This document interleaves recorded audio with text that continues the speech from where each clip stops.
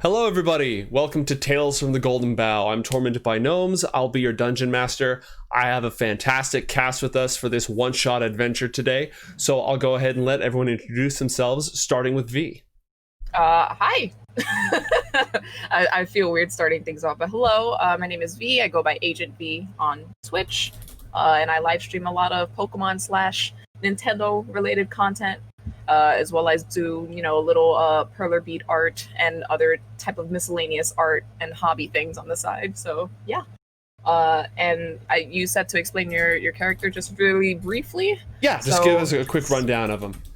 Yeah, my character's name is Sai, and he is a halfling cleric, and he's a little shy boy, and yeah. that's pretty much it. So that's what I got. Awesome. Allison, you're up. Okay, hello everyone. My name is Allison, but I also go by Eloana. You can find me on Twitch playing mostly Overwatch and sometimes Valorant. You can also find me on Twitter or Instagram at Eloana. And I'll be playing Integrity, and I'm a Tiefling Druid. Yeah. Okay. Your turn, Glitch. Oh, thank you. Hi, my name is Glitch. I am a music producer and content creator on both YouTube and Twitch. And my character is a half elf, and her name is Rom. She is a rogue. I wish she was a ninja, but it's close enough. It's usually pretty easy to play a rogue as a ninja. Last but not least... Hi everyone, my name is Janessa. You can find me online at Pods of War. I am a streamer. I also work in influencer management, and I am a host for GameStop TV, in case you ever go into one of those stores and see all that business. This is my second time playing D&D, so I'm kind of nervous and scared. But same. Okay, cool. I am a warlock, a tiefling warlock. Yeah, maybe. Yeah, you got it. Cool. Nailed it. I did it right. Yeah, the first time that Janessa and I played D&D, she just was trying to figure out what to play, and I said, okay, send me an emoji, and we'll make a character based off of that. That's great. And we got the evil, the little grinning devil emoji, so we ran with that. Yeah, precisely. Excellent. So, our goal is to get in and out of here in 3 hours. It's always a tricky task, but we'll see what we can do. Our adventure begins in Odasvale, a fertile valley that lies between a mountain ridge on one side and a dark forest on the other. Of all the lands of the Northern Kingdoms, only Odasvale is safe from the ravages of the great dragon Ashardalon, an unholy terror that was recently unleashed and has been spreading doom and fire across the land. But here in this enchanted valley, where it's protected from the dragon's destruction, there's still time for rest, relaxation, there's still places of beauty. And one of these such places is the village of Versan. It's well known all around for its vineyards. It's up in the hills of Odasvale. And our heroes today are answering a summons from a mysterious contact known only as the Squire. The Squire has contacted each of you, reaching out with an offer that if you can complete a dangerous quest, whatever you desire will be granted to you. Some of you might be seeking information, others might be seeking treasure. I leave it to you to decide what you were promised, because that's not going to happen in this adventure at all tonight. Spoiler alert. Dang it. Oh, man. If only. Right? But our adventure does take place in the sleepy vineyard town of Versan. The road into the town is easy and flat, aside from a little bit of scaling up to get into the hills. It's a balm for weary travelers, scented lightly with blooming grapevines. The Squire should be waiting for you in the inn just a few minutes down the road. I leave it to the party to decide how long you've been traveling together and how well you know each other. Given that this is a one-shot, usually we say, oh yeah, you totally all know each other. Yeah. we it's like we cross the street and it's like, oh, hey, you want to join? Okay. You're adventuring too? Oh, cool. Me too. Same. Yeah. I was chilling in the bar, and they walked up to me and say, "Hey, you wanna travel with us?" I'm like, I got nothing better to do. Yeah, I Just don't like, really know why I'm here, but we just went with it. Going with the flow, you know. Easy enough. You're promised unlimited phenomenal cosmic power if you complete whatever this mysterious quest is. It's I pretty do like tempting. cosmic power. Yeah. Yeah, it's my favorite My kind. thing is like, is it something cool and interesting that will keep me from boredom? Fair. Adventuring will do that. It will do Yes. that. It is the number one way to kill both boredom and adventurers. Please don't kill us. I shall make no promises.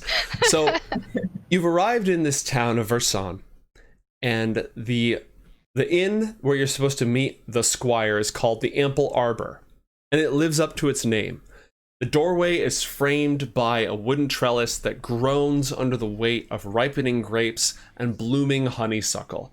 As you walk through the door, you're immediately greeted by the wildly effusive patroness of the inn, Marley Mason. She seems more like a painting of an innkeeper than an actual person. She has a tray of warm cookies that she brings to offer you, welcomes you in, and just says, "Oh yeah, please go ahead and have a seat by the fire, take off your boots, make yourselves at home." Sai immediately takes like 5. She's like, "Oh, good cookies." I was feeling hungry. All right. They vanish into your pockets, into your mouth, wherever. Bam, 5 cookies off the tray. Those cookies Integrity are gonna would get you take one. sick. I don't know. She's really nice, guys. She's really Rama's nice. a little upset that there wasn't cookies left for her. Oh, do you need more? We got another batch in the oven. I'll be right back. Oh, perfect. It's like the endless biscuits and stuff at Red Lobster, instead of cookies. Breadsticks. I don't know. Tetherin's very skeptical about these cookies and just this entire situation. I don't know why this person's been so nice.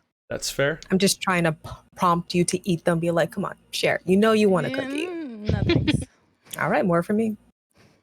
So be it.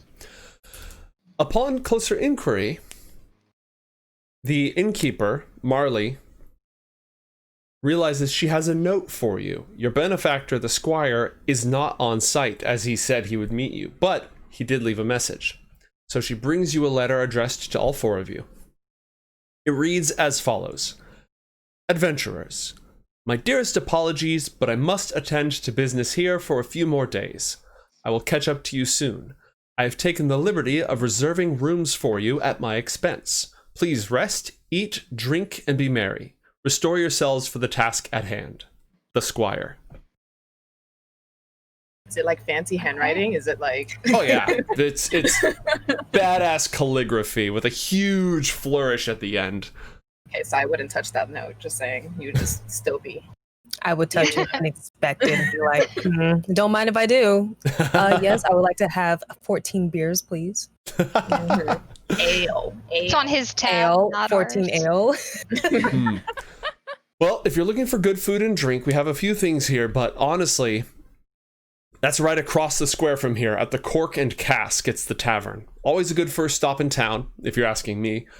Most things are closed for the day since you arrived a little bit later. But tomorrow, the tasting room at the winery will be open if you want to see what all the fuss is about. You might even get a look at our Mr. Mountebank, who's in charge of the whole operation. And if trinkets are your passion, Nestor's is open at dawn. Abigail's a little unusual, but she has a knack for finding the sort of curiosities that adventurers seem to like so much. Ooh, I like that. Good to know. Sounds fun. So, things to do in the town. The tavern is open, the winery will be open tomorrow, and the witch's hut will also be open in the morning. If you're looking for food, would you like to cross the square over to the tavern? I think that Well, would be good. Yeah. Yeah, Is it it's is it roughly like afternoon? Is it nighttime? Is it like?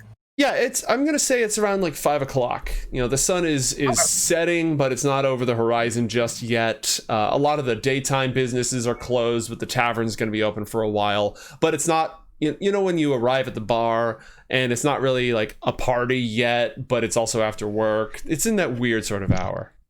Okay. The That's why they traffic have hour. happy hour specials. Exactly. Bring more people in. All right. Okay. Mhm. All right then. Okay. So I guess we head across the street to the Cork and Cask Tavern. Any objections? Anyone have anything else they want to do or take care of? Just I would following like to. following the group.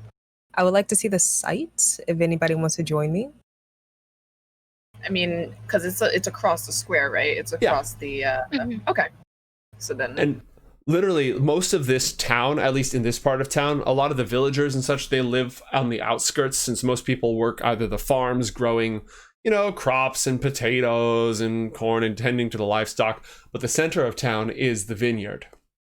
So you go outside of the inn, and the whole backyard is just grapevines. And there's the street, and across the street is the Cork and Cask Tavern. And in that backyard, grapevines, just tons and tons of it. Is it off limits, or are like people walking through it, or people don't generally walk through it. They usually use the paths to get around, but it's crisscrossed with little walking trails, just to avoid trampling on the grapes.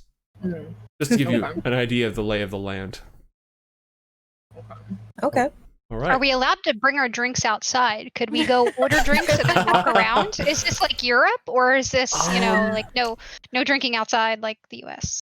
I'm going to say that as long as you either bring back your mug or we get that deposit back. or just pay a little bit extra. Yeah, there's no container laws in ye olden times. Okay.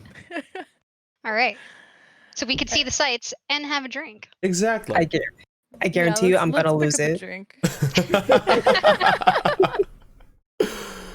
It's early in the day still for the tavern to be too crowded, but there are plenty of tourists taking their ease in the large barrel-shaped structure. Yes, this town is so into wine that the tavern is shaped like a gigantic wine cask. That is...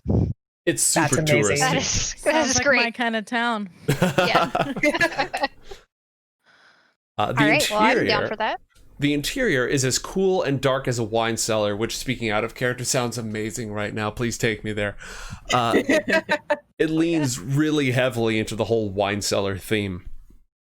Gleaming glass bottles line the walls. They all proudly bear the Mountebank Vineyards label. You can smell food drifting in from the kitchen. It feels a little out of place here, given the whole wine cellar theme, but smells fantastic. The half-elven bartender waves you over as you walk in, introduces herself as Jenny, and offers to bring you food. New in town? First time in Versan? Have you tried the wine yet? I'm not a fan of wine, but I'll take whatever food you have. Please. I'll take 2 wine. She's All right. very polite. Everyone's polite here. That's awesome. She pulls a bottle from underneath the table, and she's going to go ahead and pull out glasses for everybody who is a fan of wine. We'll go ahead and pour that for each of you, and then she's going to... if there's like milk or water, so I would take that. They can accommodate 1 milk, please. All right. Got a glass of milk. It goes for food. Who's drinking? Great with cookies. It is great with cookies. That is an excellent point. Definitely drinking. Yes. All right. At the first... Catherine is drinking. For the two of you, at the first sip, you can tell this is not a normal wine. It is so much more than that. A rush of energy fills your veins and flows through you. Your vision sharpens, and your legs and back and shoulders that are tired from walking the fairly easy road but a long day's travel, all that soreness immediately melts away. Each of you who drank the wine gains 10 temporary hit points. Nice. Hey. Dang. Okay. I like that. I'm All right. feeling good. I'm chilling. The milk, however, is kind of flavorless. Like, it's not bad, it's just not great. This is ye olden times. It's you usually know the farmer It's who raw milked milk. the cow, like, and it's kind of weak. And the food that comes out as well, it's not awful, but it doesn't really have any strong flavors in it. It's not super satisfying. It's a little underwhelming, especially compared to the wine. Man, You know what would fix that? Some more wine. If you're drunk, you don't have to worry about tasting it. It's fine. You won't remember anyways. That is true. There's a reason they use wine as the ultimate sauce. Who's in for another round?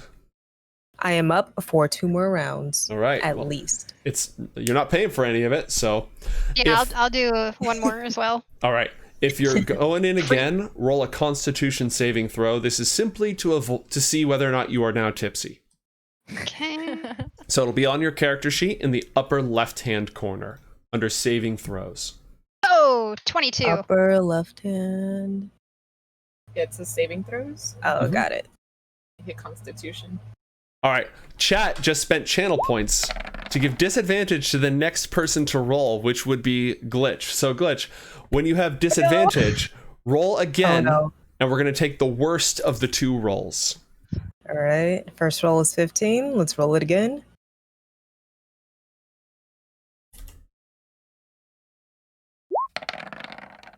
And a 13. Come on. All right, you're feeling good, you're feeling mellow, but you're still in full command of your faculties. You're fine. Tethrin, on the other hand, No. that She's a lightweight. it's been a long This day. never happens to me.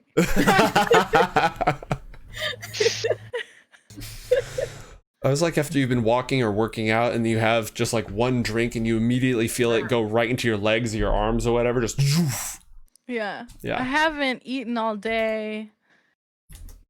And the food isn't that great.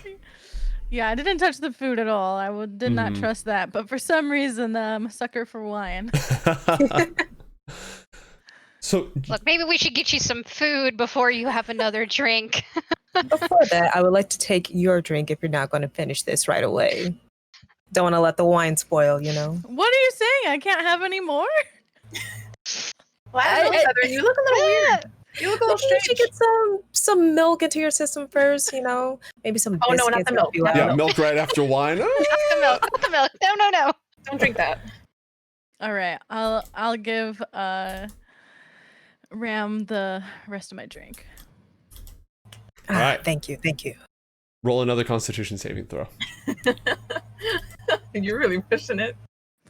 Not disadvantage this time. That was already used All up. right. Nice.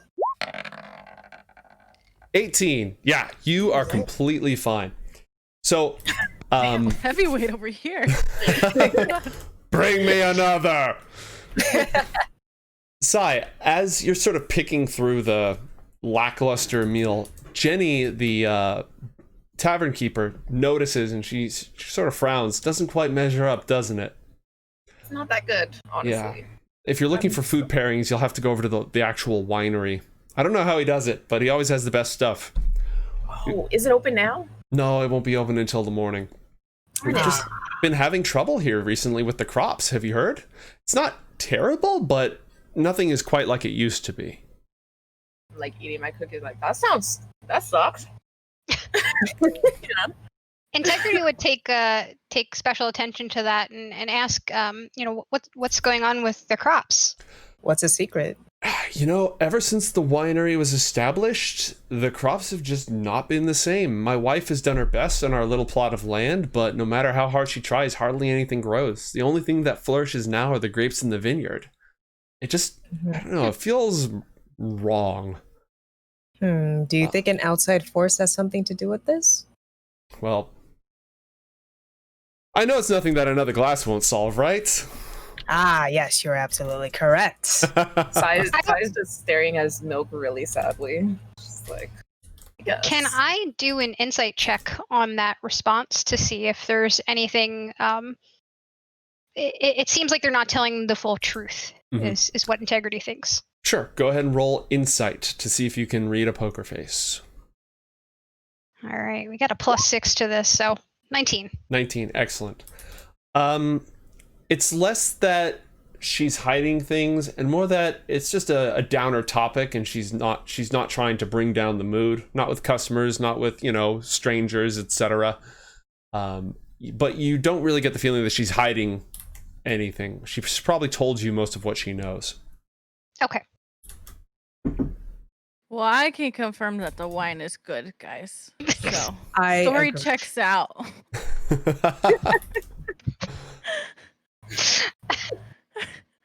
Oh boy. Otherwise, the rest of the night is yours. You're welcome to eat mediocre food, drink fantastic wine. You can walk around if you want, though. Again, they've already sort of rolled up the sidewalks around here. Just let me know when you want to turn in for the morning or if there's anything you want to do beforehand, and we'll go from there. is the place packed? Is it like a big hotspot or where we are? It's kind of the only thing in town. So it is small tourist town packed. There's room for your elbows. More people are going to come in as the day goes on. Apparently there's a big celebration. There's a full moon party that's going to happen in a day or two at the winery. I'll double check to see if it's tomorrow or if it's in a couple of days. So that's got some folks in town. Okay. I don't know. That sounded really weird. What she said. Yeah. I have no idea what you're talking about. Winery. You didn't pay attention? I'm sorry. I'm too busy on drinking my 7 glass of wine. No integrity. I have a bad feeling about this, honestly. I do too, and I think I want to take my glass of wine and walk around where the grapes are growing and see if I perhaps can do a nature check between the two areas where crops are growing and where grapes are. Well, actually, the crops are on the outskirts. I'm gonna tag along. But yeah, just see if there's anything weird, maybe arcana or nature-wise, with the grapes. Okay, so Integrity and Sai are both going for a walkabout around the on the property. Okay, I'll go ahead and move you two over here. There aren't a lot of battle maps in this adventure, so I'm just going to sort of, theater of the mind. What about Rom and Tethrin? Are the two of you staying back at the? Well, I can't be left alone. I mean, you can. You shouldn't Not be. in this state. I should not be alone. Yeah, I it's okay. You can chill with me. but it's better than being alone. I think I'm gonna hang back and fish for information from the tourists and the locals that are here. Okay. What sort of skills do you have that would apply? Let's just take a look. Skills. There's so much information on the sheet. Okay, so your sheet is sort of divided into 3 columns. Mm-hmm. And the left column, I'm going to adjust something so that I can show this on stream as well. Yeah, that's right, Kat. That was your food can. Run off now. Quit hogging my keyboard. All right. He was starting to make his presence and his lack of food known. Okay, so on your character sheet, right? It's divided into 3 columns. The leftmost column has your skills. They're in sort of a large rectangle that says skills at the bottom. It says a bunch of stuff. It says acrobatics. Up at the top, it says animal handling. Okay. You see that one there? Right. Yes. So you can make a check in any of these skills, but some of them have a little check mark next to them and some of them don't. The ones with the check mark, you are proficient in. So those are the things you're really good at, and you'll be able to tell that they've, got a much higher bonus to them. A lot of the others, you can still try. You could still try to patch someone up with a medicine check, but without training, your odds are low. So in this case, if you're just going to do some general talking with folks, I would say probably a persuasion. So if you click on the word persuasion, it will automatically roll a persuasion check for you. Oh, that's cool. Go ahead and hit me with that right now, and we'll see what you get. Natural 1. Oh, that's fun. That's fun. Yeah. It could be worse. It could be worse. So you're just talking with some locals and with some tourists, and you're trying to get people to, liven up and see if anyone wants to share any stories with you. And you make a friend who's one of those just absolutely sloshed friends who immediately thinks you're the best person in the world and will not leave you alone, and really wants to sing drinking songs with you and will not leave you alone until you do. How do you handle the situation? You know what, friend? I'm gonna sing with you, but I think I may need another glass of wine before I do that. Jenny, ma'am. All right. I request another ale. There is already another glass of wine. As you say the words, another cork emerges from a bottle, and another glass is poured, and it finds its way to you in the surging crowd. Roll another Constitution saving throw. Oof. Woo-hoo-hoo. You've been doing well so far, but let's see what happens. Oh my God, you're unstoppable! You finished a whole bottle, and you're still going clear-headed. Now, roll a performance check. Oh man. Oh. 7. All right. Oh boy. It is. There will be no awards won for what transpires in this bar. Words are forgotten, transitions are missed, tunes are more or less carried. And this is going to keep you busy for a little while. I'm going to check in briefly with Tethrin as all of this is going on, then we're going to shift the camera to outside. So, what is Tethrin doing as the drinking songs are rattling back and forth? So Tethrin has wandered out of the tavern trying to catch up with the other two, but doesn't really know where if she can catch up. It seems like she's got a little lost. Okay, so here's what we're going to do. 1, because we already established that you are drunk, at the top of your character sheet, click the disadvantage button. Okay.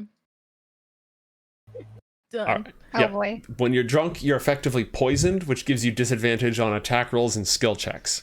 Oh, lovely. Next up, roll a survival check to see if you can follow in their footsteps and end up in the same place as those two, or if you get turned back around and hopelessly lost. 2 16s. Okay. Yeah, you wander off doing not a huge amount of property damage, but there, maybe a bottle or two less in this harvest just due to a couple of collisions here and there. Give me a dexterity saving throw, normal, not with disadvantage. So turn off disadvantage and then roll a dex save. Okay. Okay. Yeah, by the time that you catch up with them, you're a little bit, your shoes are definitely stained with a lot of grapes. There's a lot of grapes on there. Oh no. What's up, guys? It took me Unfortunate. forever to find you. Wow, I smell great. What happened to your shoes? I don't remember. Okay. Oh boy. Well, you found us, so that's good. At least you're not wandering around lost. We don't want to, have to find you in the morning. We're just kind of looking around here for, Oh, I guess, did you find clues. anything cool? I mean, did you find out why the wine's so good? Because this doesn't normally happen to me. Where I'm it's a little suspicious. I've only had one drink, but I just don't feel so good. Do you need a pat on the back? I can try I to feel jump. good and bad at the same time. I feel wonderful, but also not. Side pats her back. Well, we'll tiptoeing. maybe get to the bottom of this. The halfling taps Okay. the tiefling on the back. This is strange. It is. All right, so for the three of you out there, as the last light of day is fading over the horizon, what would you like to do to investigate? I mean, we were walking towards the winery, right? Are you going what to were the you doing? winery itself? Well, I wanted to go to where the grapes are growing, essentially, Oh, to see okay. if there's something weird, or magical or Mhm. non-natural going on with the grapes. Okay. I would follow you, yeah. All right, so you're wandering through the vineyard, not the winery itself, but just the vineyard where the grapes are growing, and they're all luscious and they look super, super healthy. They're growing huge, very, very deep green in the leaves, all that. Any sort of specific inspection you'd want to give it? A nature check. Okay, go ahead and roll nature.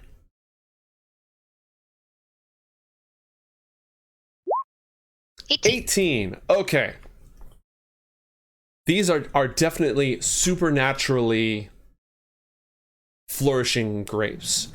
They're imbued with extra life, extra nutrients, vitality, just in unnatural abundance. Okay.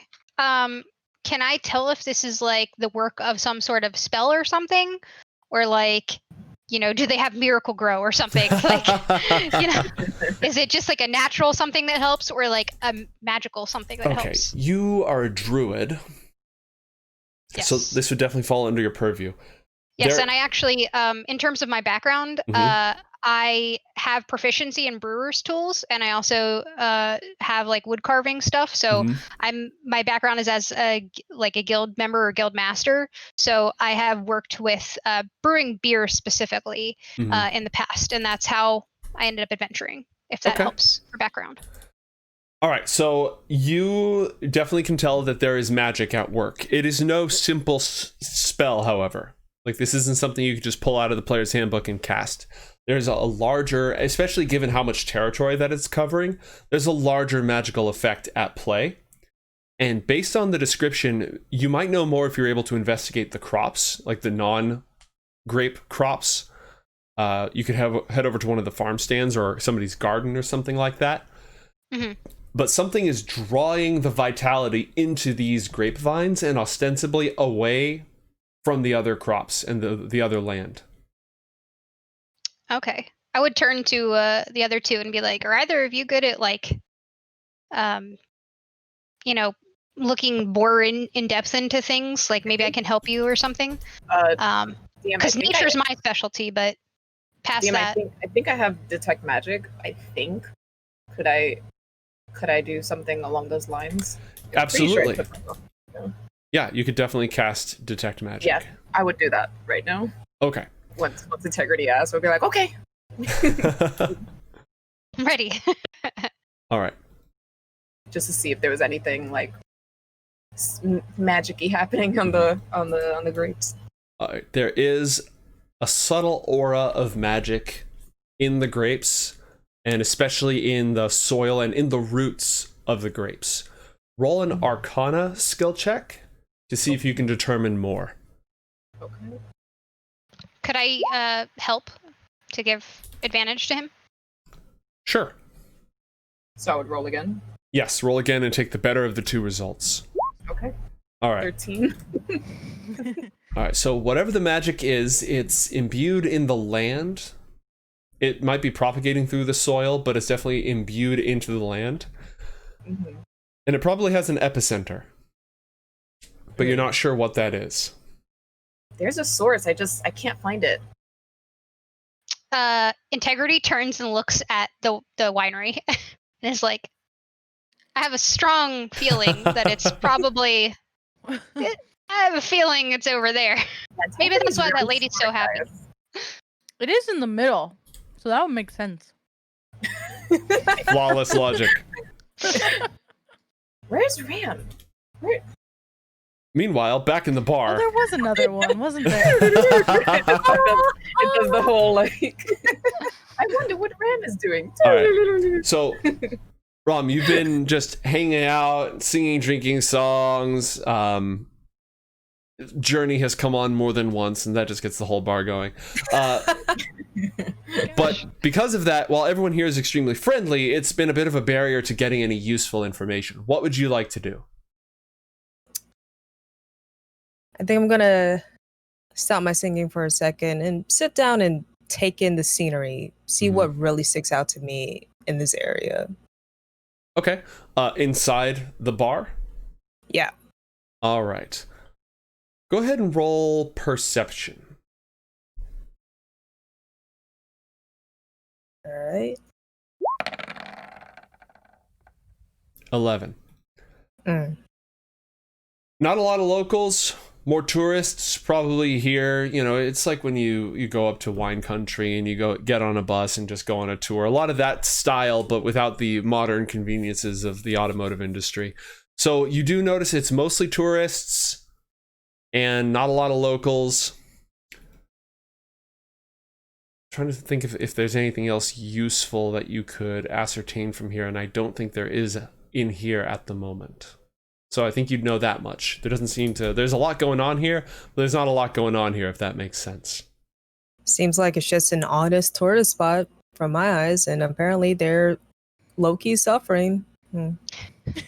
Maybe time to get some fresh air after I finish off this one last glass of wine.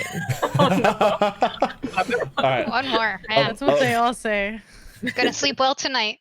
Yeah. A bottle and a half in and still not... Well, let's see. Let's see if this is the glass that broke the camel's back. Well, Constitution saving throw. Oh, saving throw? Mm-hmm. Let's see.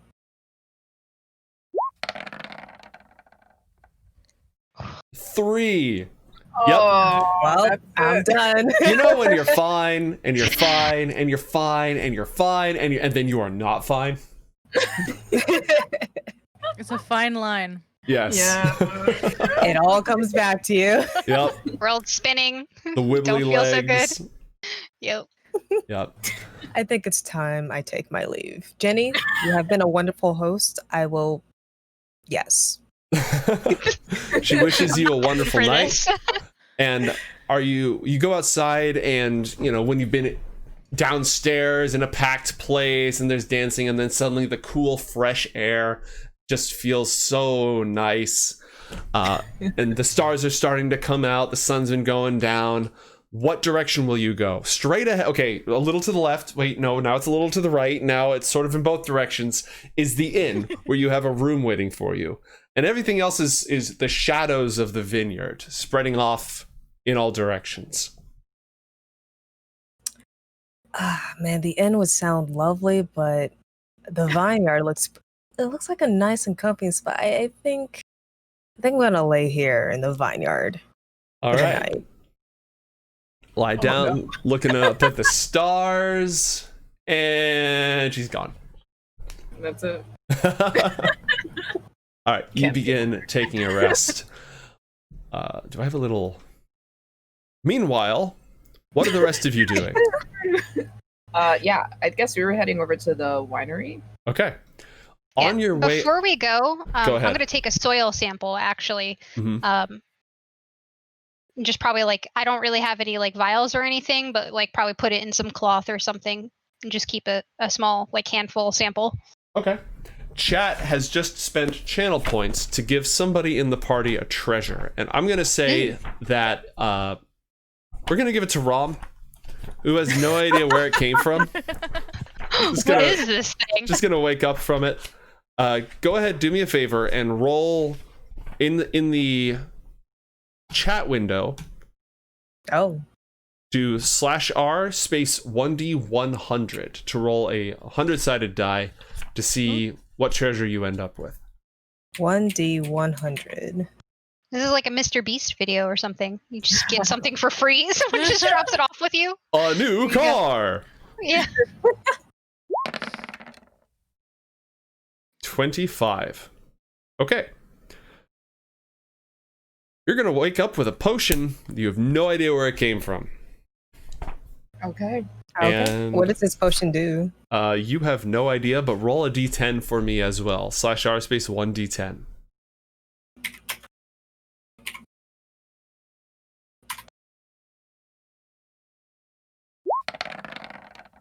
A 10. Okay. Oh, Okay. When again, you're not awake yet, but when you do wake up, the potion is sort of thick, and it's got different colored layers in it, almost like clouds, and it's got bubbles in it as well.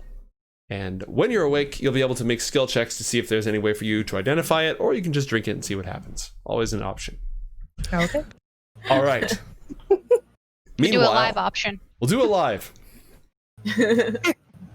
I need Tethrin, Integrity, and Sai to make perception checks, and Tethrin will do hers with disadvantage because still drunk.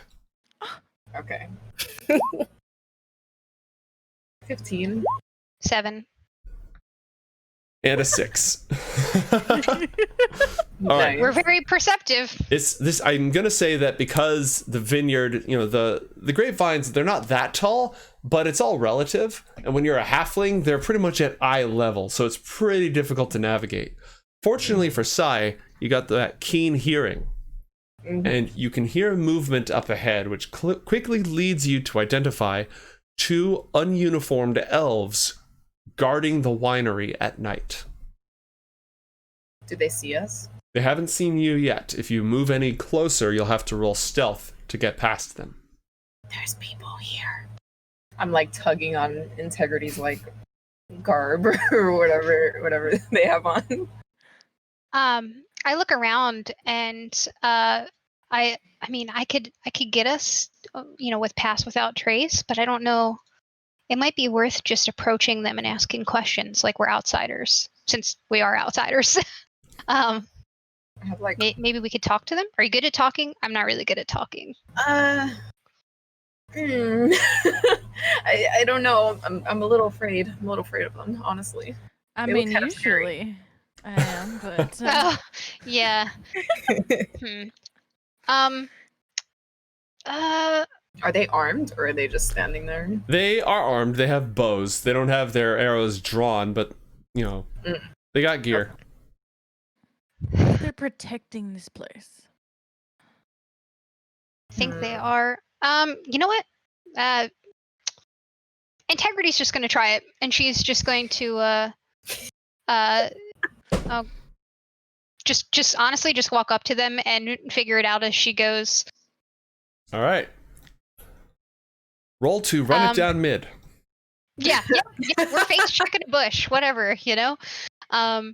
So yeah, Integrity walks up to the two of them and it acts like very cheery. And you know says, "Well met. I'm new here. I was just curious. When does the winery open?" Come back in the morning, about half morning. The tasting room will be open. You'll be all set. Oh, well, are you two not here to, like, you're not patrons then, or? No. We are employed to keep this place safe at night. Oh, It's, you know, has private. something been happening? No, it's just, you know, private property. Trespassing. Gotta keep the and all wine that. safe, huh? Exactly. And Mr. Mountebank likes his privacy, and you know it can't be all business all the time. So at night he just likes to have his personal space. You got to keep that work-life balance, you know. Can I tell if I do get that.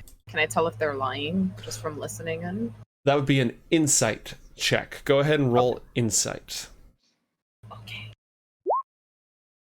18. They are definitely hiding something. For starters, they don't seem to be taking their bows seriously at all. Like they're kind of carrying them around, but not really paying attention to them. Not really carrying them like weapons, just sort of carrying it like a stick. Mm-hmm. For starters. Two, they are in a bad mood, sort of reluctant, but not showing a whole lot of emotion. Oddly deadened in the emotion department. Do I notice any of that while I'm speaking to them? I don't want to metagame. For the record, I would have like tugged or something, or like done like a little pat on the leg or something, and just been like, leave. Suey.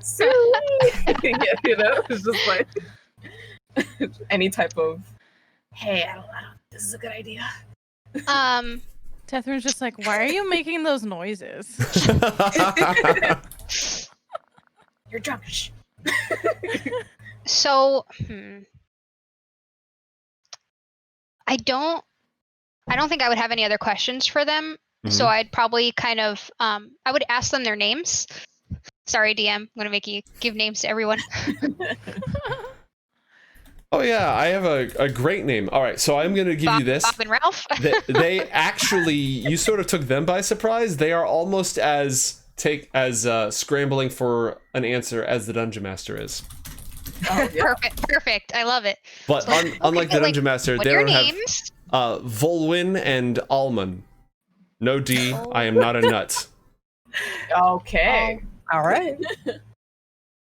Sai would have been looking around to see if there's like a back way, like maybe like a place where he could like sneak in, like if there's a place like to crawl in, or like, you know, like a place to get inside just through the side, or maybe even the back. Like I don't know how that would be possible, but you know. All right. I would just be trying to. The place looks locked up pretty well. You know, there's like a large cellar door. There's a front door, there's a back door, but it all seems locked up pretty tight. Nothing to squeeze in, no exposed like openings. Just locked doors. A rogue might be able to have a shot here, but only if they're not sleeping in a vineyard. Right. Good old rogues. I would probably Would I have noticed that? Would I have noticed the locks and like that kind of stuff? Okay. I would, yeah. I would probably like just would be like, okay, have a great day. I'm just here with my milk. Bye. I'll take the milk to go, please. All right. Yeah, I would bid them farewell. Okay. Mostly because I just see the bow and I just terrified. All right. All three of you roll another perception check as you depart. Okay. Oh. 10, slightly better. And Tethrin, hit me with a perception check when you get the lost chance. No worries. Oh no. If you lost your character sheet, shift double click on your piece on the map. Oh, there we go. All right. So in your hurry to get away and as your anxiety builds up, you trip over something in the middle of the vineyard, stumble and get a face full of dirt, and a gentle snore emits from whatever it is that you just fell over. Oh. I would have Good been way like, to find a party member. Ooh. Ooh. What the heck was that? Rom, you are now awake, having been stumbled over. What? What are you doing here? What am I doing here? What are you doing here? Fair question. We just saw some elves and I think we're trying to go to the inn. I didn't expect to Elves find you on the inn? floor. Hey, can you not be drunk right now? We really need you to open a door. What? Okay. Yeah, just help me up. Help me up. I Oh, can't no. feel my legs. I don't think I can. I'm like looking at my small self. Yeah, integrity would help her up and try and get her to stand up. But perhaps we should try tomorrow night to do the door thing. Ugh. Okay. I don't know if tonight's our night. You don't need me for the door? Okay, just leave me here and pick me up. No. We're not leaving you here. Oh. Yeah, integrity would like even carry her over her shoulder if need be to get her to the inn, because we have free rooms. Like, Catherine's hands and just like, okay, just one step and another step. I'm just like, we gotta go back. Free rooms, but free vineyard. It's nice dirt. we have real pets. Free. Okay. All right, you safely make it through the effort, and everyone probably knows the difficulty of getting your friend who's having one of those nights to actually go to bed. But Yes. in time, all is managed, and the beds are comfortable, and the wine is relaxing, and the rooms are cozy, and everybody drifts off to sleep. And then what feels like 5 minutes later, you are being shaken awake. Shaken awake. Yes. Oh. Whoa. Oh, Who's gosh. touching me? No. We're back already? I'm still gonna sleep. Tired. I roll off the bed. I'm like, Marley, the innkeeper, is really concerned because Jenny, her wife, did not come home at the end of her shift, and Jeez, it was the wine. and it's Jenny! almost dawn. Yeah. Jenny, no! She was such a nice Jenny. lady. she was really nice. What? I agree. Are we all in the same room? You probably have your own separate rooms, so This it's guy's staying, so I hope so. You just hear me scream Jenny after finding out the news. some of you are still a little groggy, but no hangover. Ooh, Nice. wow. Yeah. Nice. This If- wine is magic. It's not of Pretty this sure it earth. is, yeah. Definitely. All right. So, yeah, Jenny's missing. Oh no. I would probably go and try and gather the group so that we can Mhm. discuss. Because there's obviously something weird happening. Especially if Jenny has gone missing. Mm. And the Fair, group fair. is duly gathered. What will you do Yes. as a group? I try to slap myself awake. Guys, I saw Jenny at the tavern, and then I left the tavern. We gotta find Jenny. Jenny's the bartender, so without Jenny, I don't know if you can get more of the wine. To be honest, Exactly. you know, we need her. We need her to come back. So you were the last person to see Jenny. I can't remember if I saw her clearly, but I do remember there was someone named Jenny at the tavern. Sounds a bit suspicious to me. If I walk outside, is there anything like different?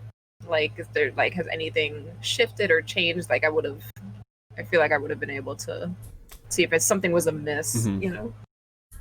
It looks like the tavern was shut down at the end of the shift, so everything was closed up properly. There's no signs of a struggle or forced entry. Roll a survival check if you'd like to see if you can determine anything else from there. Yeah, like if there's any even like footprints or like anything weird. 17. Yeah, you're able to track towards the edge of town. Okay, like going outside. Okay. Yeah, over to the homestead, basically. Guys, I see footprints. Something's up here. I mean, yeah, Someone took her. looks like a mountain that's up there. Oh no. And I just I would literally be pointing, jumping, pointing, and just been like, something's wrong here. You know. I would probably go. Tracks. I would want to question Marley, like, Mhm. you know, before we go investigate these tracks. I would want to know what she knows. Like, you know, has anything been off about her behavior, or has anyone like threatened her, or anything like that? Just try and get info. No, absolutely not. Everything's been completely normal and fine. I don't know what the problem is. Okay. Do we want to investigate these tracks? Do we want to try and find her, or do we want to?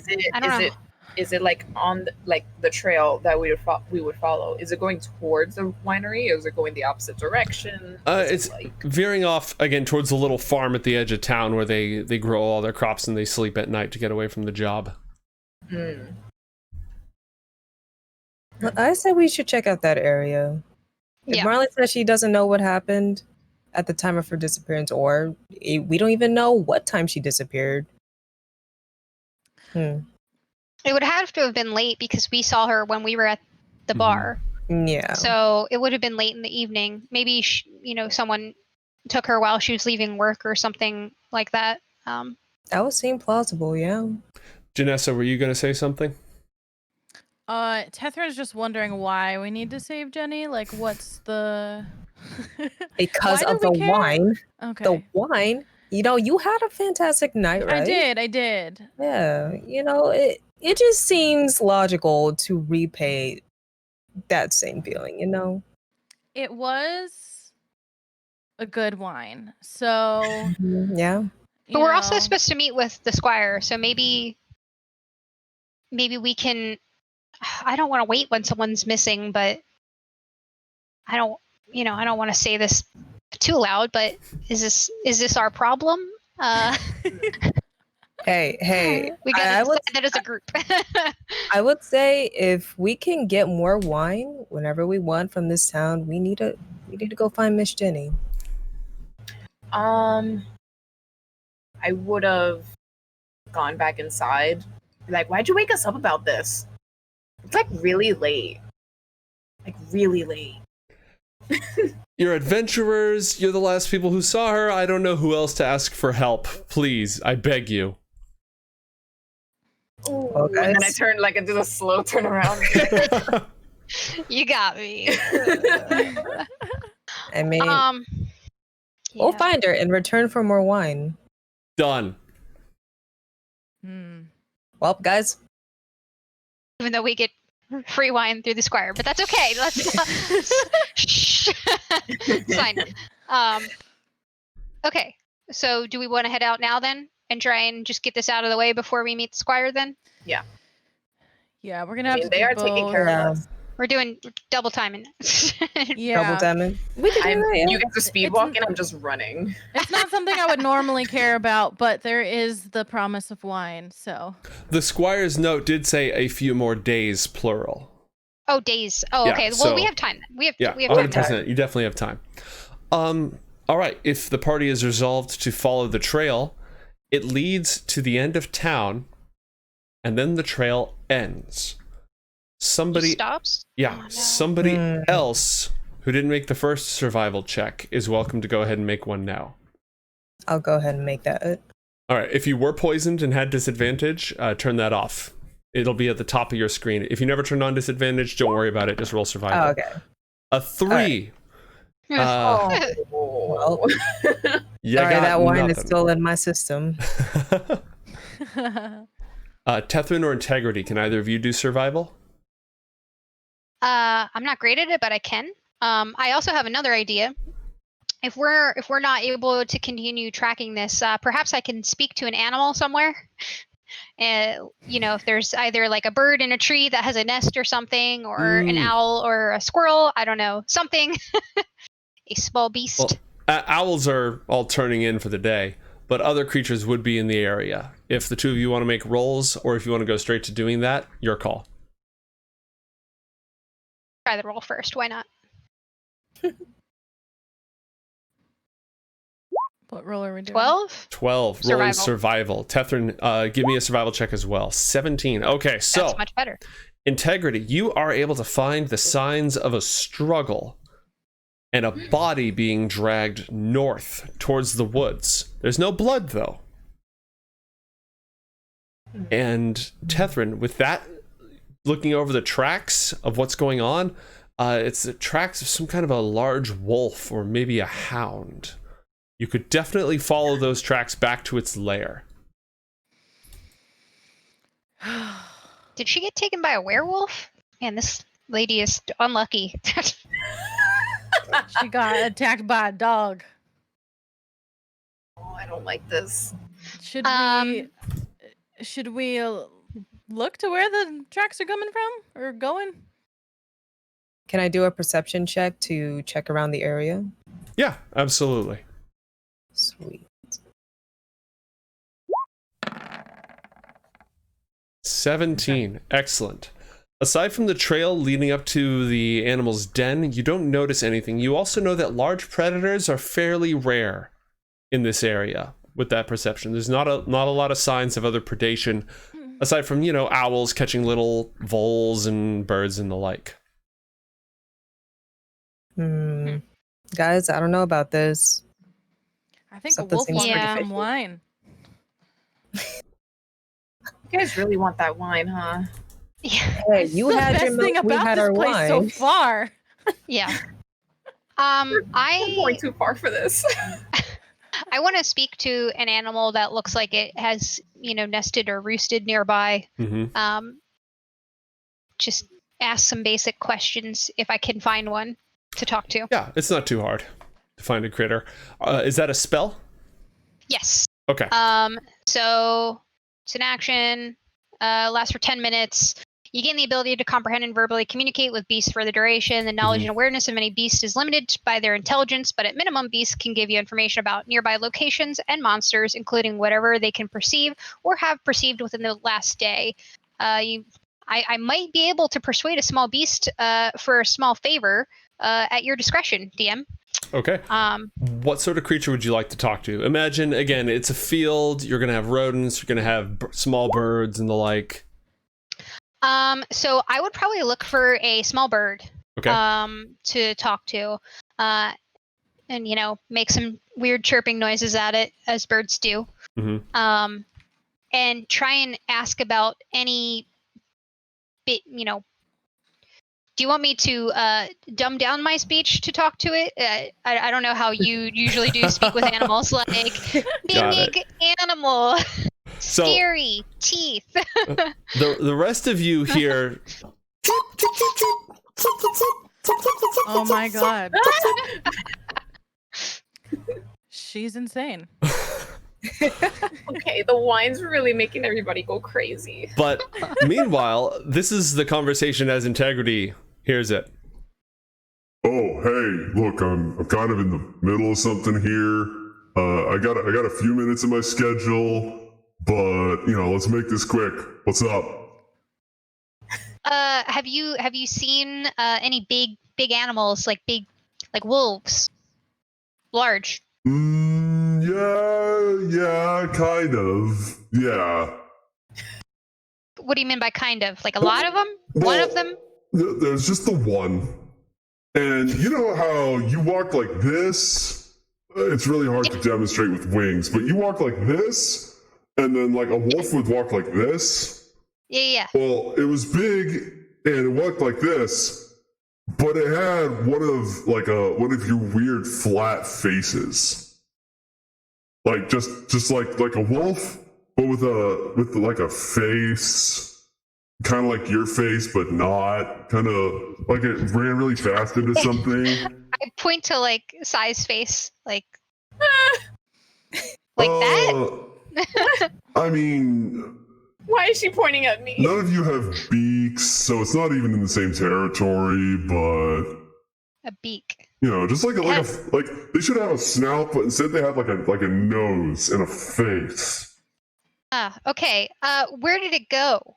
That way, north. Okay. Was there a human, like, and I point towards the city, like humans? Was one of them with it? Yeah, knocked her on her ass and then dragged her away. Oh, okay. Was she alive? Ooh, do I look like a medic? I'm just a bird. I don't know what you want from me. She wasn't moving, I'll give you that much. She's still pointing at me. I don't understand. Meanwhile, I thank it for time. outside of all this, the rest of you just hear. It's just going crazy. The bird to me sounds like Satan. It's like I feel like I'm in like the abyss or something talking to this bird. Yeah, and I ask it maybe like before it goes, like, hey, if you like see it and you see us, can you let me know? Can you just fly in my face? Oh, I mean, we can sing our "Hey, beware, there's a big wolf that walks like this but has a face like this" song. What's that sound like? Oh no.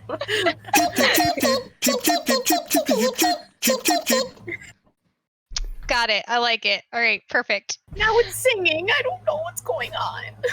I personally like the singing. I have no idea what's going on. Yeah, I hold up some like rations for it to like eat out of my hand if it wants before it goes.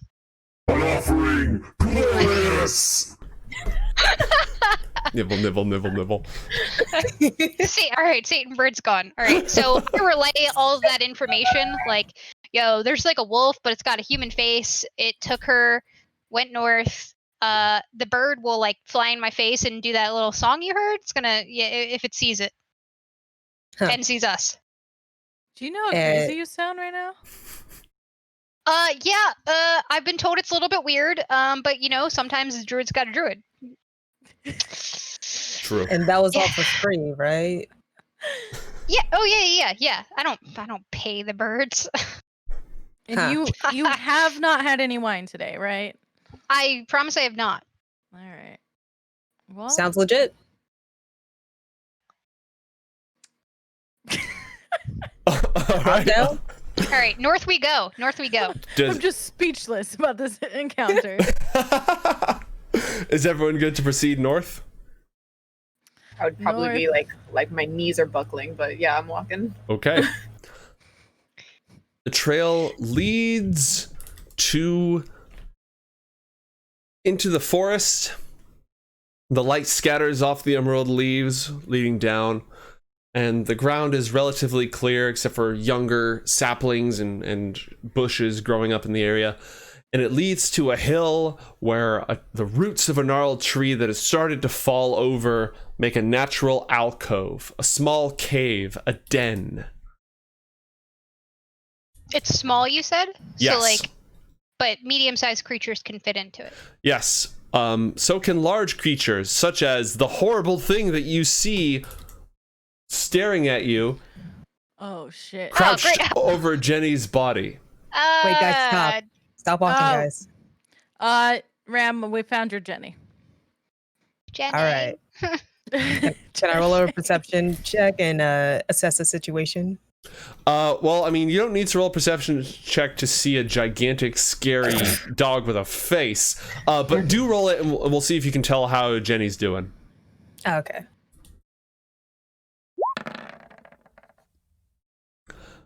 Not persuasion, right? No, it's perception. Yeah, my do bad. perception, which is great because that was a natural 1, and that would not have helped. Yeah. That was like right above it. I so many P's. It's all good.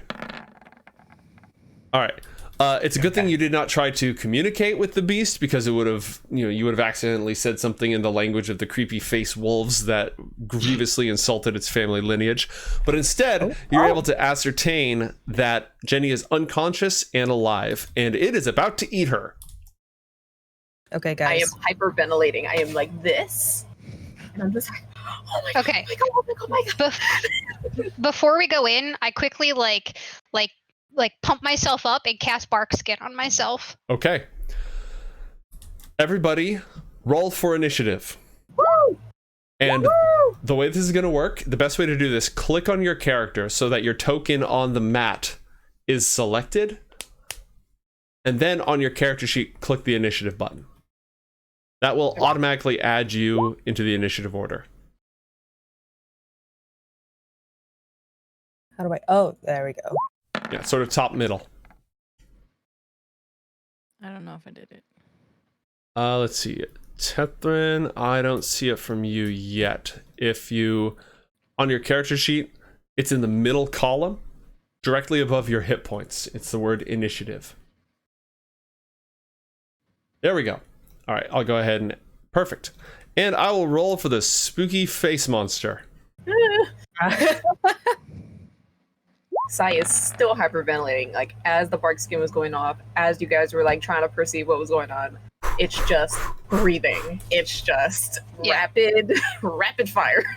I'm Okay. crouched down, like eyeing the creature, just making sure that no one makes a sudden move.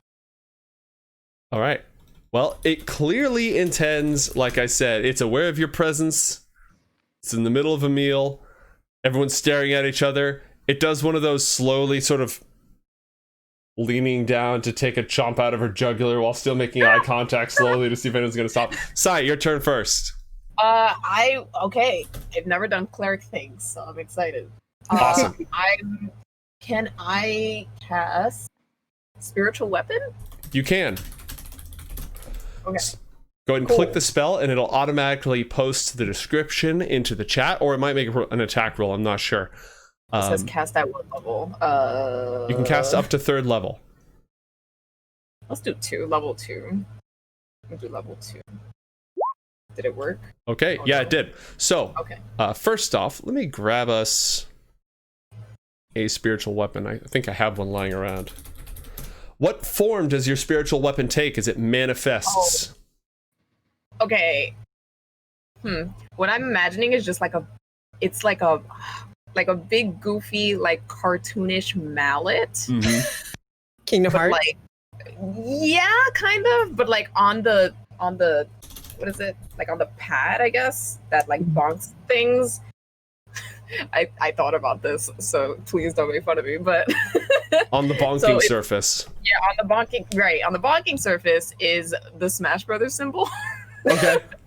So it's just a big smash mallet. I'm just gonna be like, no, stop it, don't eat her. And I'm just gonna bonk. Okay. The creature snarls. What the hell? Who turned items on? Who plays with items on? All right. So We're like, oh. I play with items on. So your attack was you got a 16 to hit, which is definitely a hit, and you did 10 points of force damage. So it gets smashed. It's still fighting back, but it does in fact get smashed. All right, Good. let me take a look at the spell because I want to see something real fast. You might have another action here because it might be castable as a bonus action. I think it's an action to cast, and then you can make it. No, it casts as a bonus action. So. Oh, it's a bonus. Oh, yeah. So you can still move up and attack, or make a ranged attack, or cast a cantrip. Okay, can I just throw a Sacred Flame then? Absolutely. Like, You should be able to click directly on it. let's see. I believe it's here. Yeah. Okay, it has to roll a DC 14 dexterity saving throw. Here we go. Here we go. An 11. I failed. It takes 11 points of radiant damage as holy fire sears through it. Nicely done. Don't touch her! Okay. I'm just like screaming. Ah! It's just like all A's. Tethrin, it's your turn. What would you like to do? Okay. So I'm gonna. I look at the spell sheet to see what I can do? So, you have a few options. First off, you can look at your spell sheet. The cantrips, you can always cast. You can always cast your cantrips as many times as you want. You can only do them once per round, but those are unlimited. Your other spells, the spells listed under levels 1, 2, and 3, those you can cast twice. You can cast any of them, but you can only do 2 spells, and then you have to take a short rest, which is an hour long. Oh, So God. those tend to be more Okay. powerful, but Eldritch Blast is always good. That's what I was thinking Always. of. Yeah, that is always a good one. Mm-hmm. All right, let's do that. All right, so go back to the core tab of your character sheet. Mm-hmm. In the middle column, okay. there's an attack that says Eldritch Blast. Go ahead and roll that. All right, now, I want to take a look at something because I think at 5th level you get more than one shot. It depends on what invocations you take. Mhm. I think. 2, unless you have an invocation that says otherwise, you get 2 beams. And the invocations we gave you were Voice of the Chainmaster, which we'll get to in a moment, and Mask of Many Faces. So, some things you can do. You can disguise yourself at will. You can just shapeshift to look like another... It has to be sort of a humanoid person, but you can do that at will to disguise yourself. And you can summon a little demon. We will get you that in a moment. For the time being, you get to shoot Eldritch Blast twice, so roll again. All right, the first shot goes wide and some of the inside of the cave, which is covered with dirt, just explodes. Pff. The second shot strikes true and it takes 4 points of force damage. That was your action. You can still move if you'd like.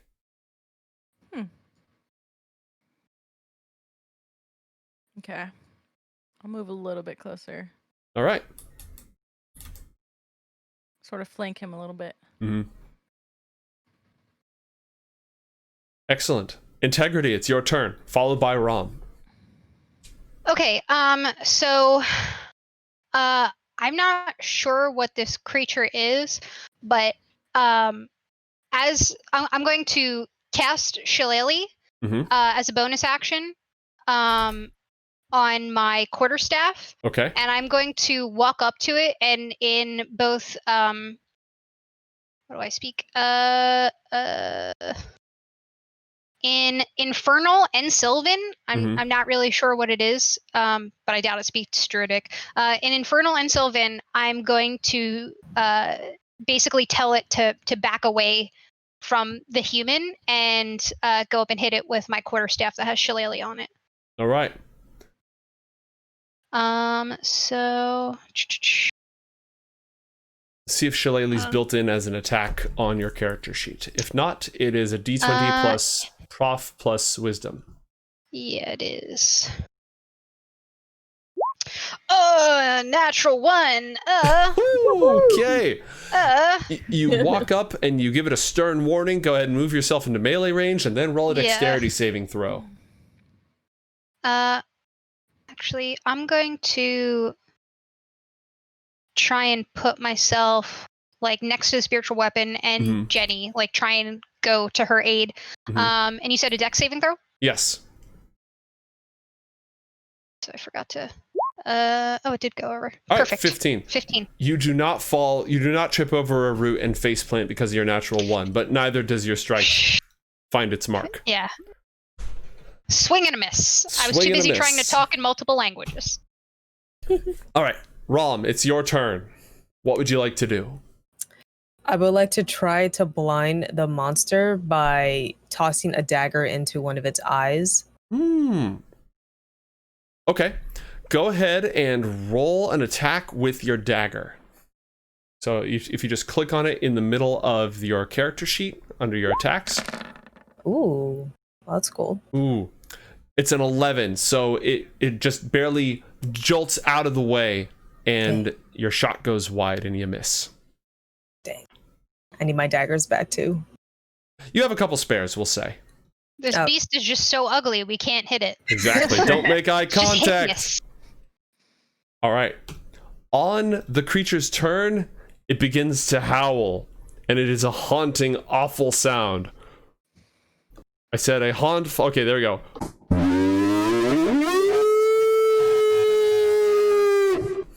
Everybody, I don't like it. roll Dang, a that wisdom. thing sounds ugly.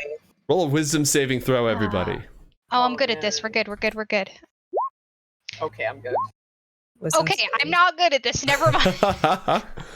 Oh no. I have plus a lot, but that's not enough. Okay. What the heck? Whew. Sai and Rom are fine. I'm just screaming. Just What's hilarious is this is a fear effect, but regardless of the fear that Sai may feel personally, there's no magic. You're not affected by the magical fear.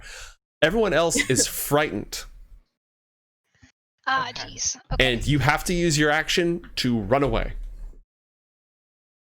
Okay. All right, so I'm going to go ahead and put a little indicator on all the people who are scared. And that's all it does on its turn. Sai, it's your turn. Okay, I would probably... Can I take my action to walk over and check on Jenny? Like, is she alive? Is she dead?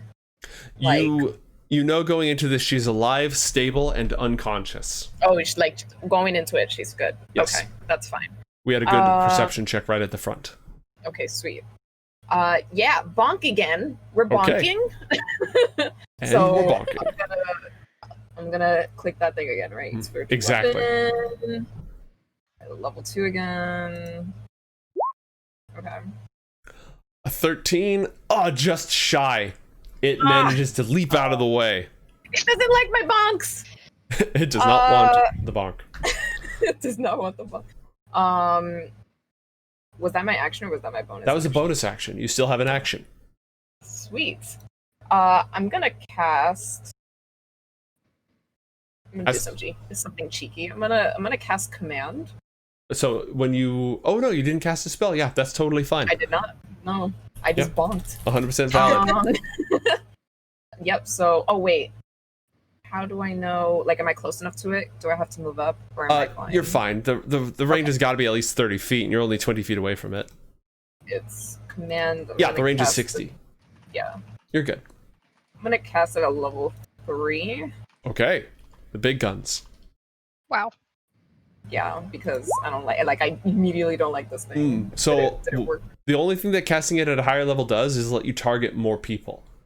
Oh, okay. Never mind. Yeah. So then I'll do what? Like level 1, I guess. Yeah, level 1 will be fine. Okay, then that's fine. Now, Okay, sweet. it has to be able to understand you. So, what language are you going to issue your command in? Oh shoot! Dang it! And the items only thing was a meme. It didn't actually say anything, so you don't know what language I is. was gonna be like, wait, how did I know? I would have let it ride, but then I looked at its stat block and I was like, oh, nope, didn't do that. And I don't think it knows anything I know. I think I'm gonna rock. I would rock with halfling, just out of character. Like I just want to just talk in halfling. Okay. Be like, hey, stop. Like I've just been like, stop. Command Like, word, don't. Don't break. No. Sit. No.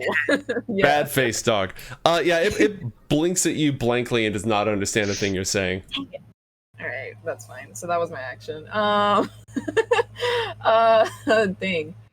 All right. I kind of want to do. Oh no, I think that's a regular. It's just cantrips, right? It's just cantrips. Yeah. I mean, you took an action. You took a bonus action.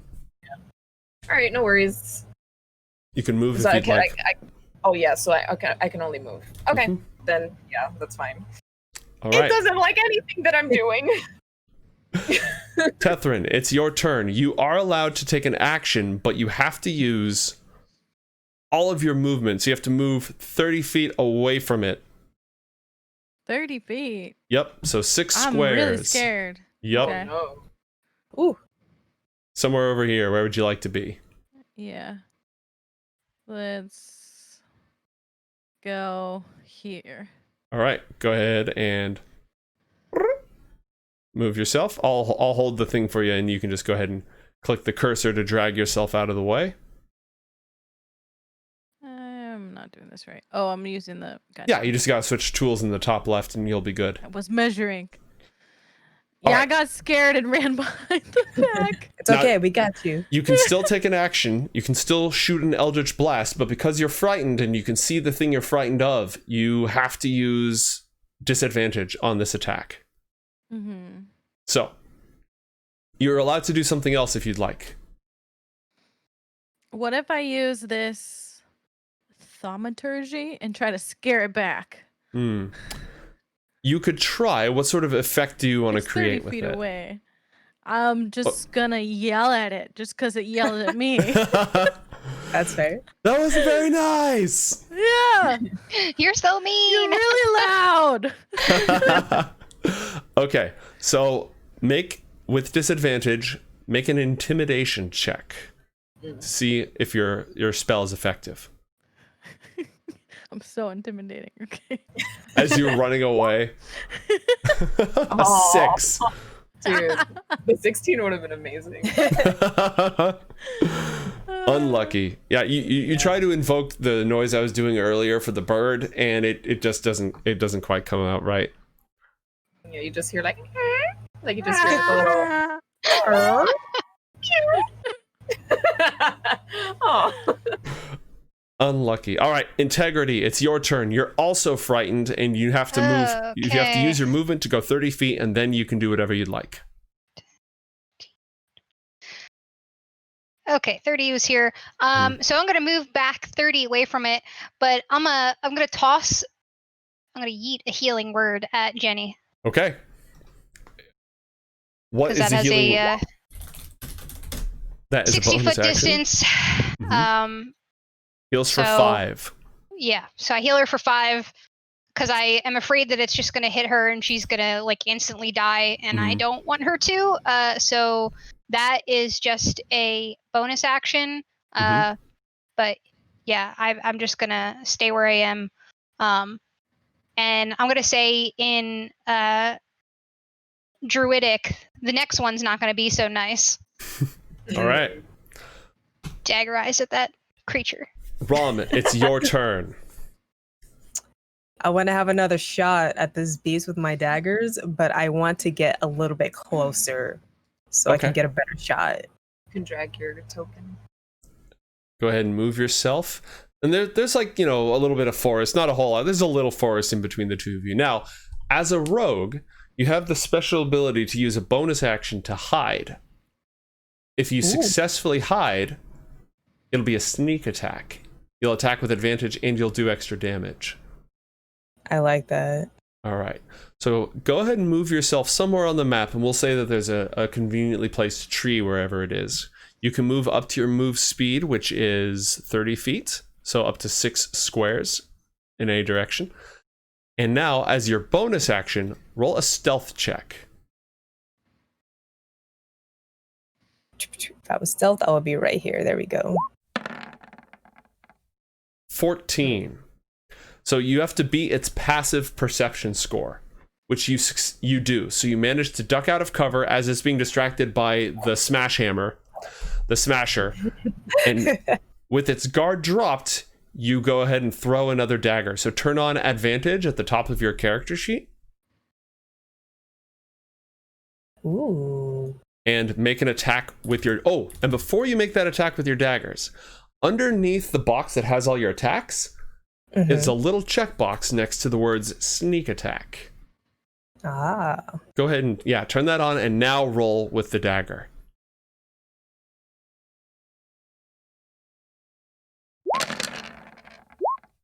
That's a lot of dice. Wow. Okay. Because you rolled with advantage, you don't take the 10, you take the 19, which means that your knife strikes right in the eye where you were aiming. And you deal an extra 8 points of damage for a total of 18. Nice. It looks bloodied and it's missing an eye and it's incredibly irritated. And at that exact moment, the sun rises up over the tree line in the early morning, and the sun wafts over the creature. And as the light runs through it, it passes right through its body. It looks empty, translucent. Oh, wow. And it howls again in that unearthly sound and fades into nothingness. We were about to kill that. Jenny! That was our kill. That was our kill. We couldn't have been 5 minutes faster. I'm sorry. It was all the time I spent with that bird. I bet. Like, And the bird didn't help at all. Just Right. holding my mallet. I'm like, I didn't bonk enough. oh. Dang it. All right. I assume.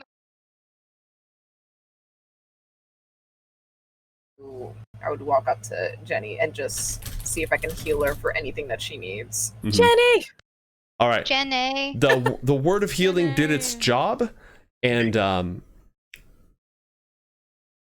she's awake and a little bit confused. And since we're at the halfway mark, we're going to go ahead and take a quick break. Woo! So let me Woohoo! just set that up so that I can put up a slate, which I've never actually done on this particular scene before. Mama Shimada redeemed treasure. Just an FYI, so you can think about that while we're on break. Oh yeah, no, Mama Shimada picked the treasure. It is a king-size Snicker bar in a silver Oh. wraper, which you find Oh. which you find in the creature's den. So we'll come back in 5 minutes. Be right back, That's everybody. fantastic. Cool.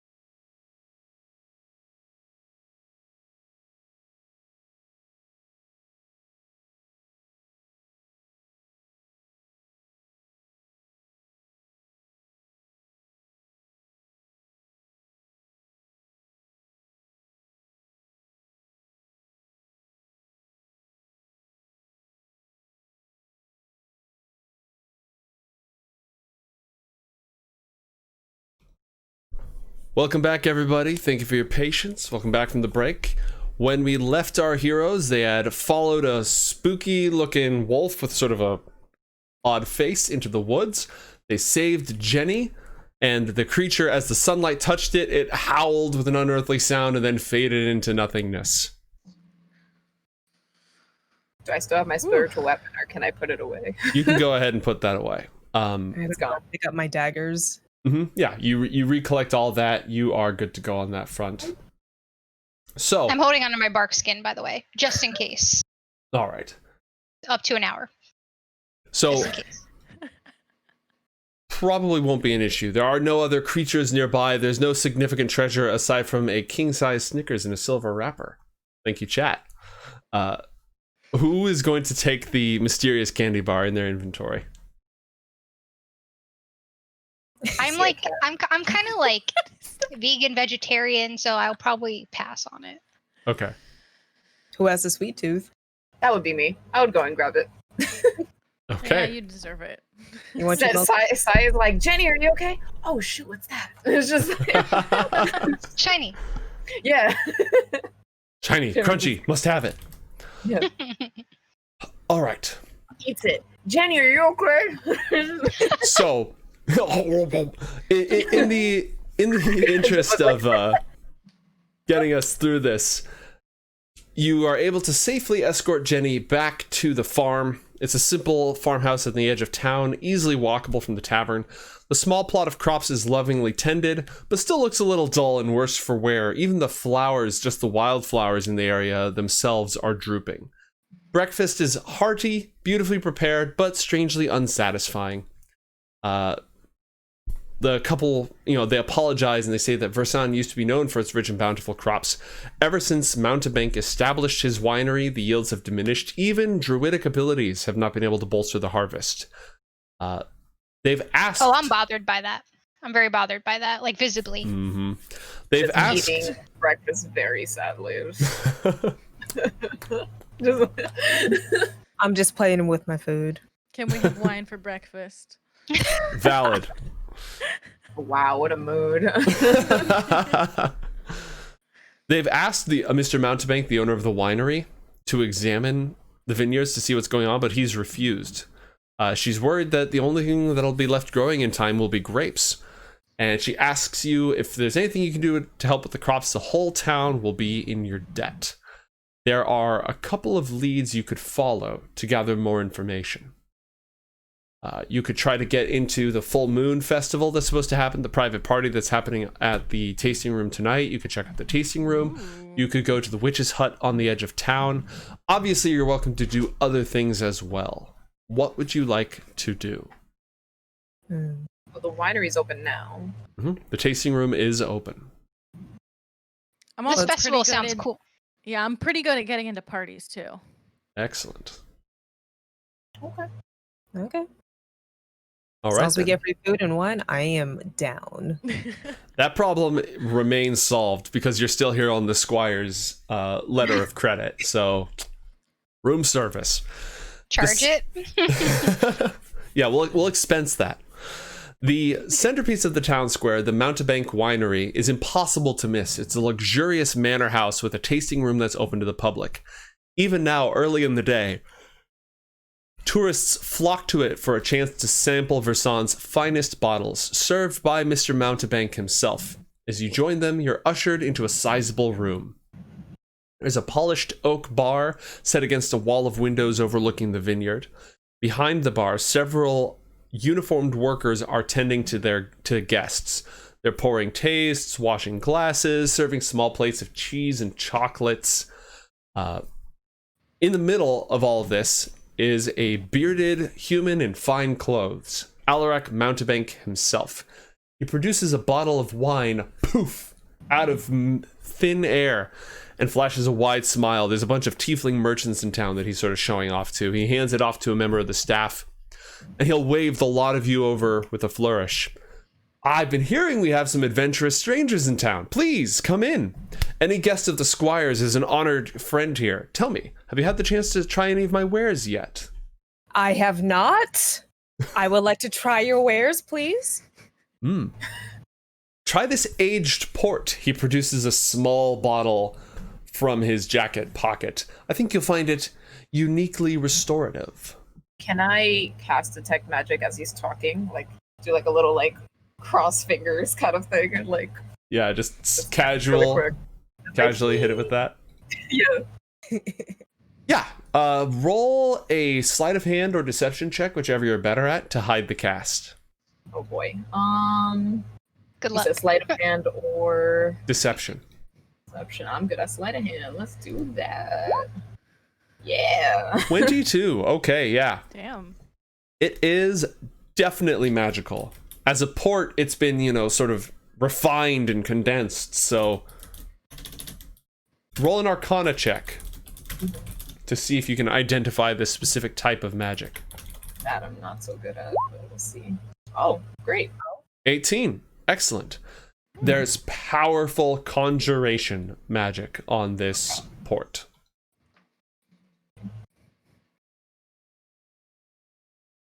And that's just on the wine. Is it on his person? Is it like anywhere around me? I believe detect magic has like a range to it. Yes, it does. So, with that result that you got, a couple bits of additional information. One, it is absolutely fey magic, fairy energy coursing through the wine.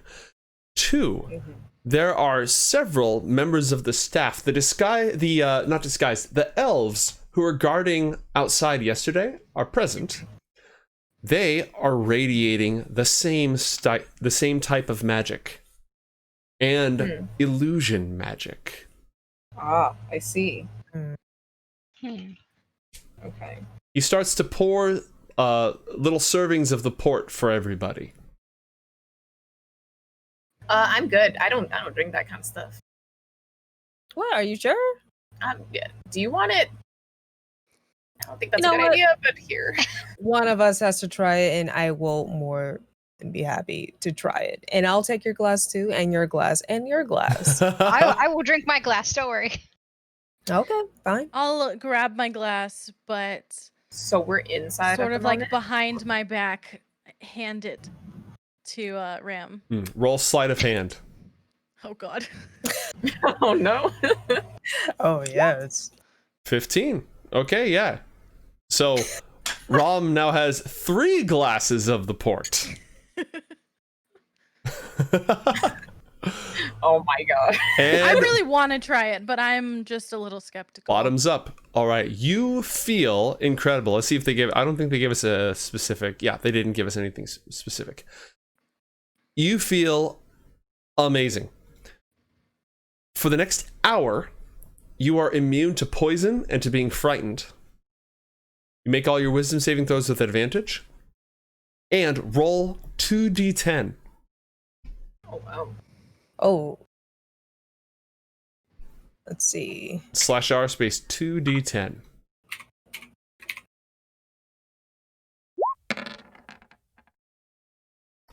$12. All right.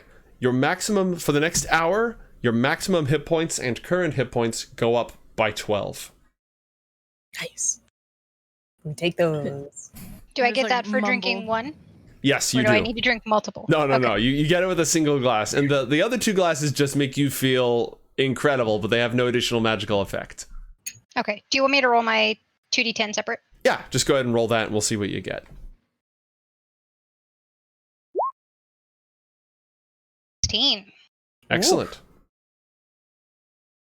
Are we inside the Yes. okay. Apologies, I thought I'd answered earlier. I think I got distracted. You sorry, are yeah. inside. No, totally fine.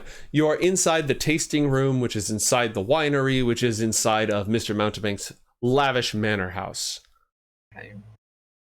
Is there anything that I can see that could, because it's conjuration, I'm not too savvy on like magic things in D&D, but it's like, is there a source of like any of this stuff, like maybe like a crystal or like I'm just trying to think off the top of my head, like is there anything that's the source of this? No, the only sources of magical energy that you detect right now are the wine and a few of the staff, a few of the guards around the area, some of the servants. Okay. we're still in conversation with him, so I'm just gonna keep quiet. Yep. I'm enjoying my drink. Feeling good. Does anybody have any questions or anything they'd like to do while they are here?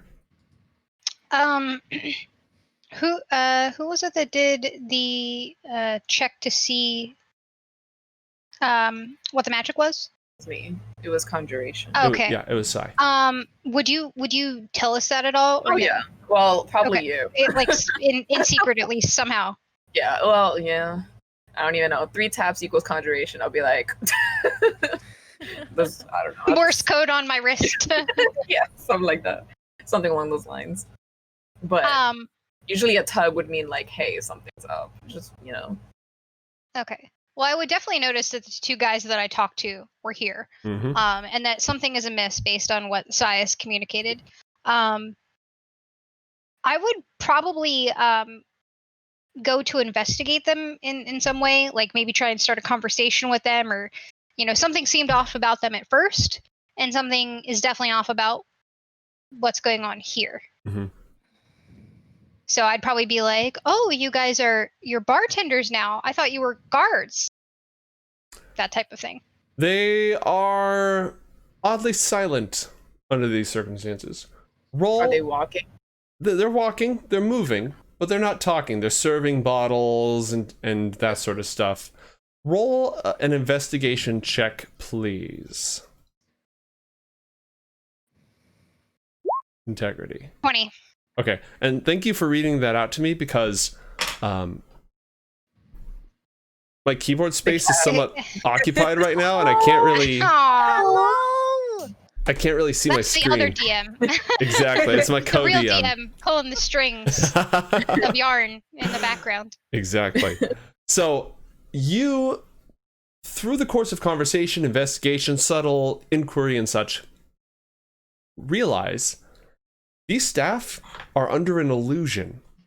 Their skin is actually some sort of bark or smooth wood, and as a druid, you recognize them as dryads.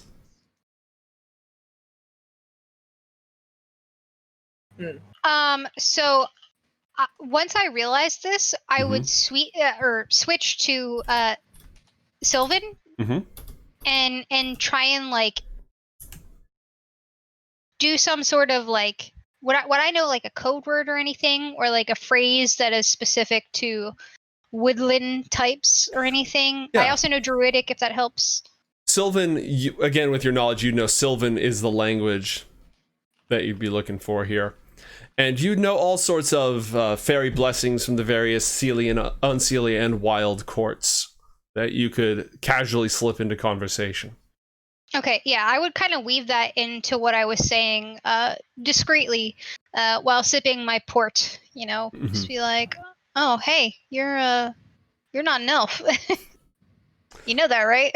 All right, there's actually something in this adventure about doing exactly what you are doing, but I think it's several scenes from now, so let me see if I can find that real quick. I'm just that good. I skipped ahead. It's a sequence break. While I look this up, what is everybody else doing? Enjoying my drink. I decided to walk around. It's his manor, right? Am I allowed to venture outside of that specific room that we were in? You are not, but you are a rogue, and what you're allowed and not allowed to do has never particularly been something you're interested in. So if you have a clever way of sneaking past, feel free. While we do this, Integrity, roll a persuasion check. Oh, I'm good at this. Let's go. Please roll good. Not natural 20. Okay. 20. Awesome. Great. Yeah, we're sequence breaking like mad here. Cool. They are visibly surprised and frightened. But then they start a very quiet, subtle conversation with you between, pouring over here and then doing the thing where you not looking at you, they kind of look down to the left. And like, then yeah. Yeah. Yeah. But they tell you there's a secret in Mr. Mountebank's office. There's a secret door that leads to the cellar that holds the secret, I keep saying that word, that holds the mystery, the mysterious cause, the instigating factor, literally any other word, behind their imprisonment here and the supernatural vitality coursing through the vineyard. Secret door, secret door, secret door. Yeah, I'm like, oh, thank you so much for the extra wine. Yeah, I appreciate it. And thank you for sharing the information about the wine. It's very helpful. Yes. Yeah. Yeah, I love wine. Check in briefly with Tethrin. What are you doing while this is going on? And then we're going to go back over to Rom to see if Rom is sneaking about or acting on this information with the rogue skills. I'm just with the guy. What's his name? Mr. Mountebank. Mr. Mountebank. Please call me Alaric. I'm sort of just hanging around where he is, observing, skeptical of his kindness.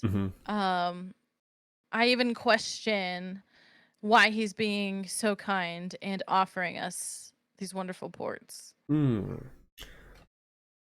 Have you ever met somebody who worked in sales before?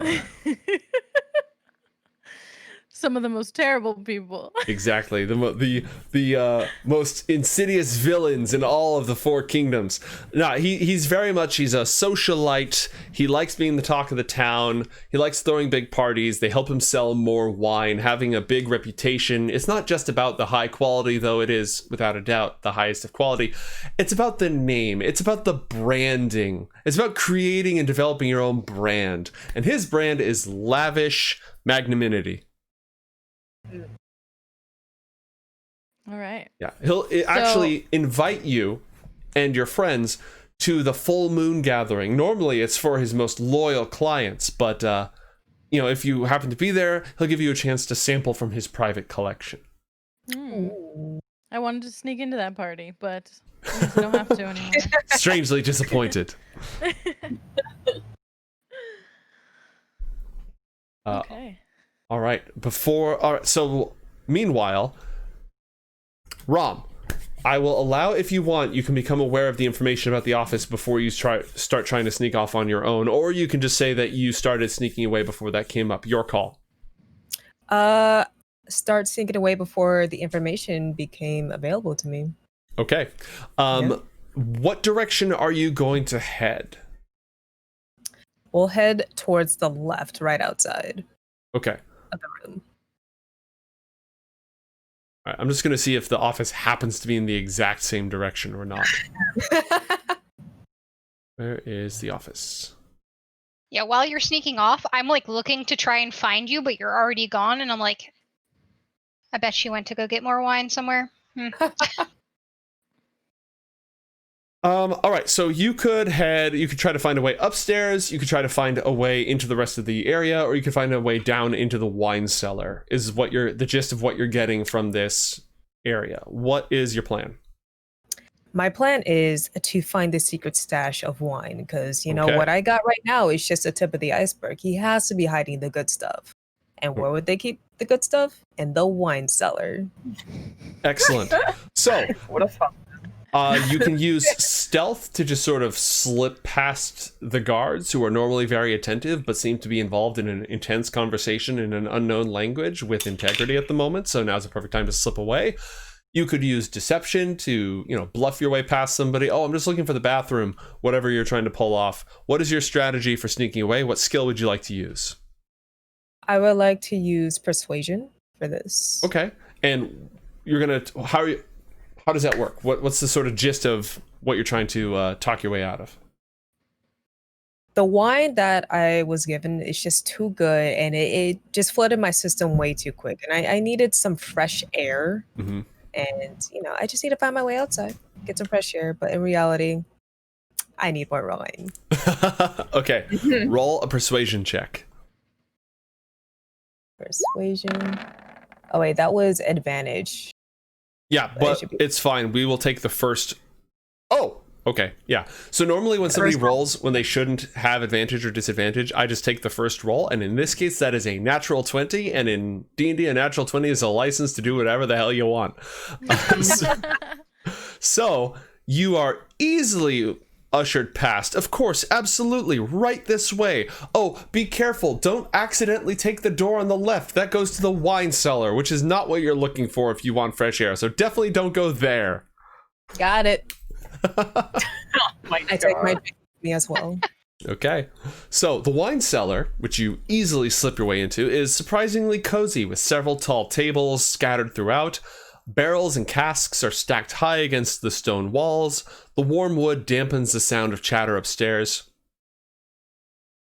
And it looks like this is the site where the party is going to be held. So, you know, it's not just where they store stuff, right? It's a hosting area. They use the racks and racks of fine wine on the walls to give it a lot of atmosphere and also to get out of the heat. Roll a, let's see here.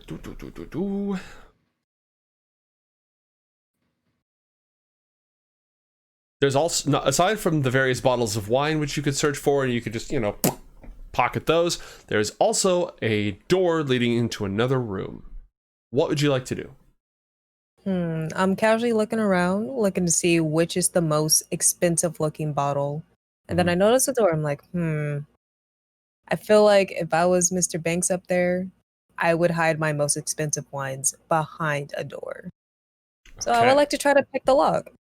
So what you're going to do is on your character sheet, you're going to look for thieves' tools on the left-hand side.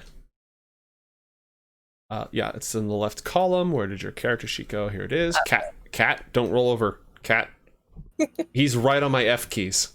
He's like a single getting comfortable away from refreshing the whole page. Okay, left-hand side, down near the bottom, there's a box that says tool proficiencies and custom skills, and one of those says thieves' tools. So go ahead and click that. When it asks you what ability you want to use, select dexterity. Ooh. All right. Nice. And what is your total? Because I'm literally guarding my keyboard with my life right now and I can't look. It is 19. 19. You easily jimmy the lock open. It pops up. And it opens into the office. The office is really more of an extension of the cellar with an intricately carved desk. The walls are covered floor to ceiling with shelves full of wine bottles. The stone floor is cushioned by a thick crimson rug, the ideal environment for a wealthy, powerful man to do business. Upstairs, before we allow you to ransack the place, upstairs, let's just shuffle through everybody else real quick, starting with Tethrin and then Sai, and then we'll move on to integrity. So, Tethrin, what are you doing? You were talking to this guy. He's very salesy. He's hobnobbing with the various merchants in town. You know, you start by forming a relationship, then you get them to buy several casks of your latest vintage, right? So he's just working the room. What is Tethrin doing? I'm gonna slip away from him and just sort of wander the room, not really talking to too many people, but just keeping an eye out. You know, his salesy attitude made me not want to associate. That's fair. While you're stumbling about the area, why don't you roll let's start with a perception check. 3. All right, well, that's not... Oh, man. You know. So good at this. Failing that, let's move on to the next piece of information. Roll an Arcana check. 12. So, Alaric, throughout entertaining these merchants, he's making bottles appear from nowhere and levitating glasses and just doing little bits of it. It seems like almost street magic or performative magic, but you recognize it as warlock magic. The same magic that you employ, though perhaps derived from a different source. He's not slinging hellfire all over. It's much more of a trickster sort of magic. So I am going to go catch up with Integrity and let her know what I've noticed and just give her a word of warning. Okay. That things are not what they seem. All right. So Integrity. You now know, and we're not going to get to you just yet, but you now know the following. 1, there are dryads under some sort of a spell here. 2, they've told you that there's a secret door in the office that will reveal the truth behind everything. That's stuff you do know. Stuff you don't know is where's Rom? I was looking for her and I can't find her, and I'm just like, shit. Before we get to Integrity, though, Sai, what are you up to? You have your detect magic active. You've been looking around, sort of noticing things. What else you got? I think I would have noticed, because like I would have been paying attention to my friends.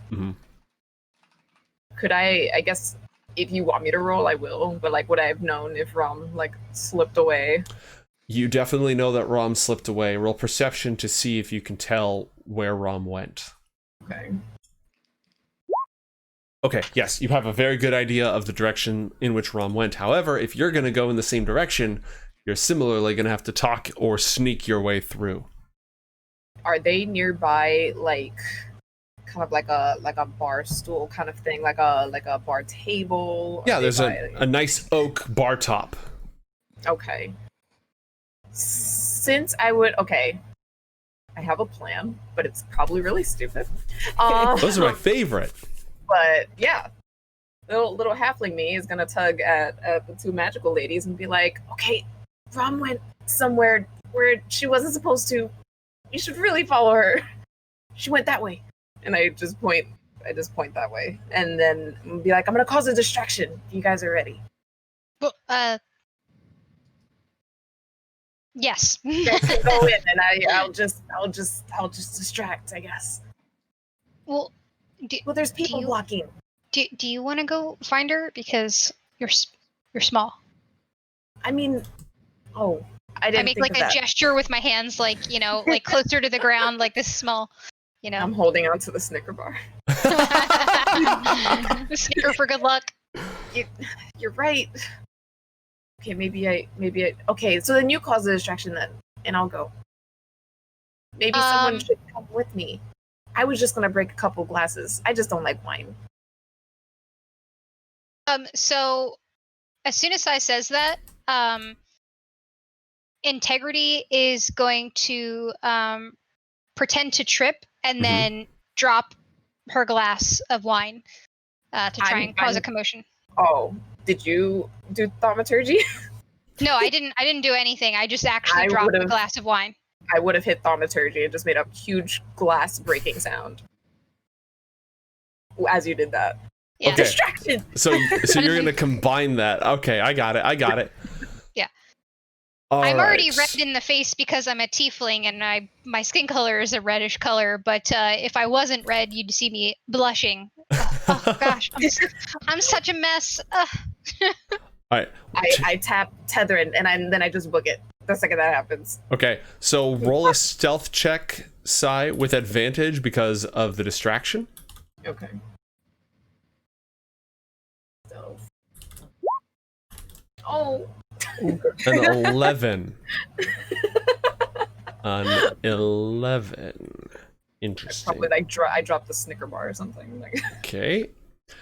Got little chocolate footprints. Yeah. I ate cookies the night before, so yeah.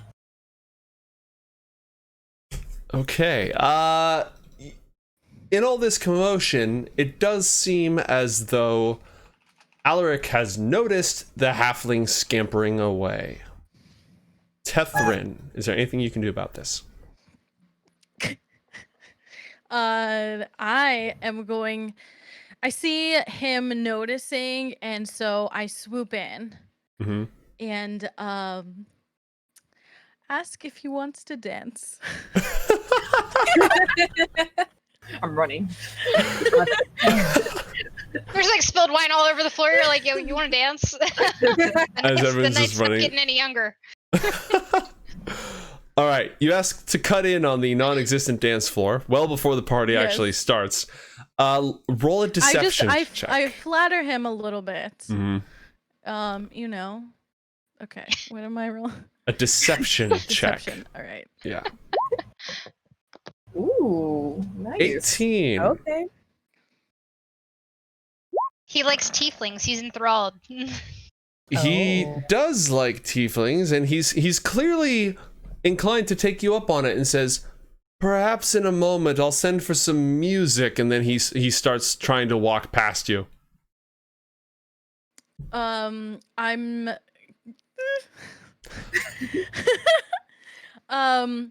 I'll sort of grab his hand and pull him back and let him know that I noticed some of his warlock abilities. Mm-hmm.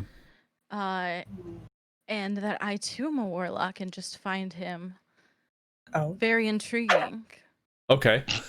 Since the jig is slightly up, roll another deception check or persuasion, your choice, but with disadvantage. He's distracted. He's trying to focus on protecting his whatever he's got going on. Cat, do not press that button, please. Thank you. Oh, Cat turns wow. on the Satan voice. Wow. Okay. Oh, Okay. Just saying. You wow. the fact that you know one of his secrets absolutely caught him off guard. Mm. And so he stops, he pauses long enough to listen to you, which is going to give Sai a chance to scamper off. I'm gone. All right, What's your secrets?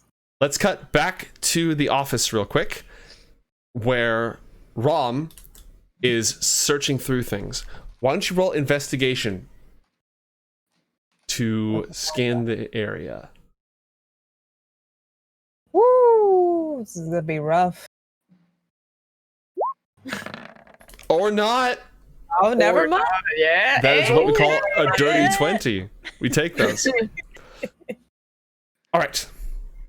You find the following. 1, several order slips for food and non-alcoholic beverages from the city of Romar. So what's the secret to him having actually good food around? He imports it. Mm. At great expense as well. Second, there's one section of his wine rack that is out of place. There are 4 wine bottles that are empty. And there are tiny hinges at the base of the bottles. They can be pulled as levers. The bottles from left to right are labeled red, sparkling, port, and white. I want to reach out and try to touch one of the levers. Okay, I mean, which one are you gonna pull? Because it's like the wine bottles themselves can be pulled as levers. Which one are you gonna pull? Let's go with sparkling and white at the same time. Okay. Click, click. Nothing seems to happen. Hmm. What else will you do? What happens if I just pulled all of them? In Wow. Armbar him. which one do you pull first? Oh man, what did I say? Sparkling and white. Let's go with red. Mm-hmm. And what's the other one? Port. Port. Ooh. That is All right, two. red. That is 2 things. 1, the traditional order wines are served in during tastings, and 2, the exact combination required to open the secret door. No way. Sparkling You white red serious? port. Yeah, no, I'm dead serious. Wow. The wall swings open, exposing a dark, narrow wooden staircase leading downwards. I'm just here with my glass, be like, okay, this is where the wine is. Okay. The Good rope. stairs. Yeah, the fact that it was random. Like you Wow. said, you pulled them in the same time, the first 2 at the same time, but you said sparkling and then white. So, there was like a microsecond delay there. So, congratulations, you completely landed it. Wow. The stairs open out into a large cavernous space deep beneath the manor. Directly in the center of the room looks to be a giant tree. Its roots dug deep into the rocky floor. As you move further in, 2 eyes open sleepily in the trunk. They stare at you, dazed. Am I able to communicate with this tree? You can try. How would you like to communicate? Speak the common language and just be like, hello? The eyes in this tree are unfocused and dazed. You notice that the walls are covered with the gnarled root systems of the vines of the vineyard above. They extend into the center of the room and wrap around the living tree, and they pulse with a dull crimson glow. I'm going to set my wine glass down and can I check on the condition of the tree, like physically? Yes, that would be medicine or nature. And after you do that, we're going to scroll back up to the rest of the party and let them do something. So, medicine, nature. If you can make an argument for another skill, I'll hear it.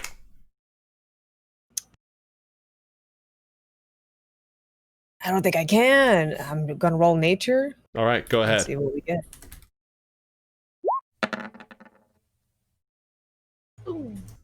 Total of 10.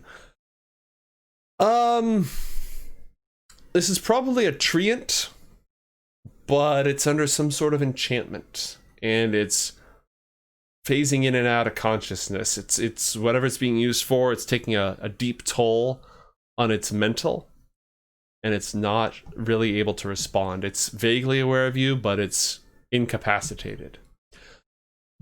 Meanwhile, exactly. Meanwhile, thousands of miles away. All right, let's run through everybody. So Tethrin just pulled our lad Alaric aside. I'll just go ahead and throw him down here. Sai just scampered off. Integrity sprung the trap. So let's do this. I want to hear what I know where Sai's going. Sai's going to catch up with Rom in a moment, unless he does something different. Tethrin just distracted and is talking to Alaric about his secret, and Integrity just spilled a glass to start the whole thing. So I feel like you're the person who hasn't had a chance to say or do anything yet. Real quick, what would Integrity like to do? Integrity would look very embarrassed, and let out a curse in like Druidcraft. Yeah, Druidic, that's the word. And go seek out the what are their names? Hold on, I wrote it down. The two guys. Almond and Volin and Almond.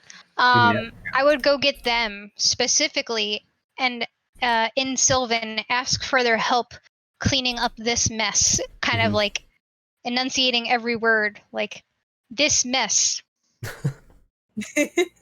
All right. The mess. They'll come over and dutifully begin cleaning up. And then at the exact same time, all three of them suddenly look up. Oh. As if they heard a distant noise. Would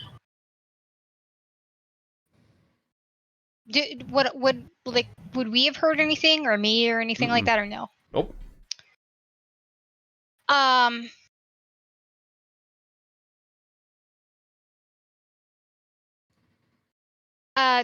Okay, so when they all seemed to notice something, all I could think is there was like something magical, something was tripped by someone or something.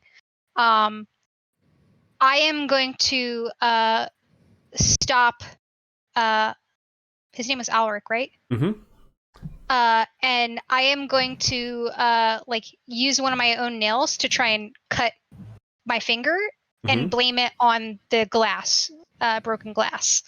And ask him if there's like any way to get some first aid to make sure that, This tiny wound will be okay. This tiny cut from the glass. Just trying to distract him. Alaric is already distracted, and now he's undergoing sensory overload. There's just a lot going on right now. It's like one tiefling's like, "Do you want to dance?" There's no music. He's confused. The other one's like, "I cut myself. I got a boo boo. Please help." I too am a warlock, and I know your dark secret. My maker, help! Tethrin, what do you do as this continues to play out? Fuck if I know. I'm just like She's just flirting. That's it. yeah, I'm just trying, I let him know what I know, and he's obviously suspicious of my friends, and so I just try to keep him with me, try to convince him that perhaps I don't need to tell them. Maybe in an exchange for some of the profits of what he's trying to sell here tonight. Roll persuasion and integrity. Roll performance or deception. We'll see which of you is more pressing at the moment. The medical needs of his and I'm not going to do disadvantage at this point because it's just a straight up opposed roll. So we're going to take that 16 versus the 8. Okay, so he just waves at the 3 disguised dryads to like help you. None of them respond, and he tells Tethrin, as Tethrin says this, he says, "Perhaps you more than anyone else can understand the predicament that I'm in.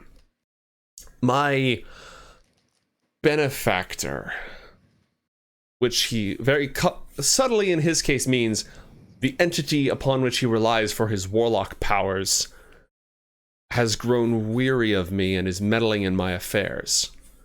If you can help me deal with that, then we'll start slow and work our way up to the together we'll rule the world sort of thing. Interesting.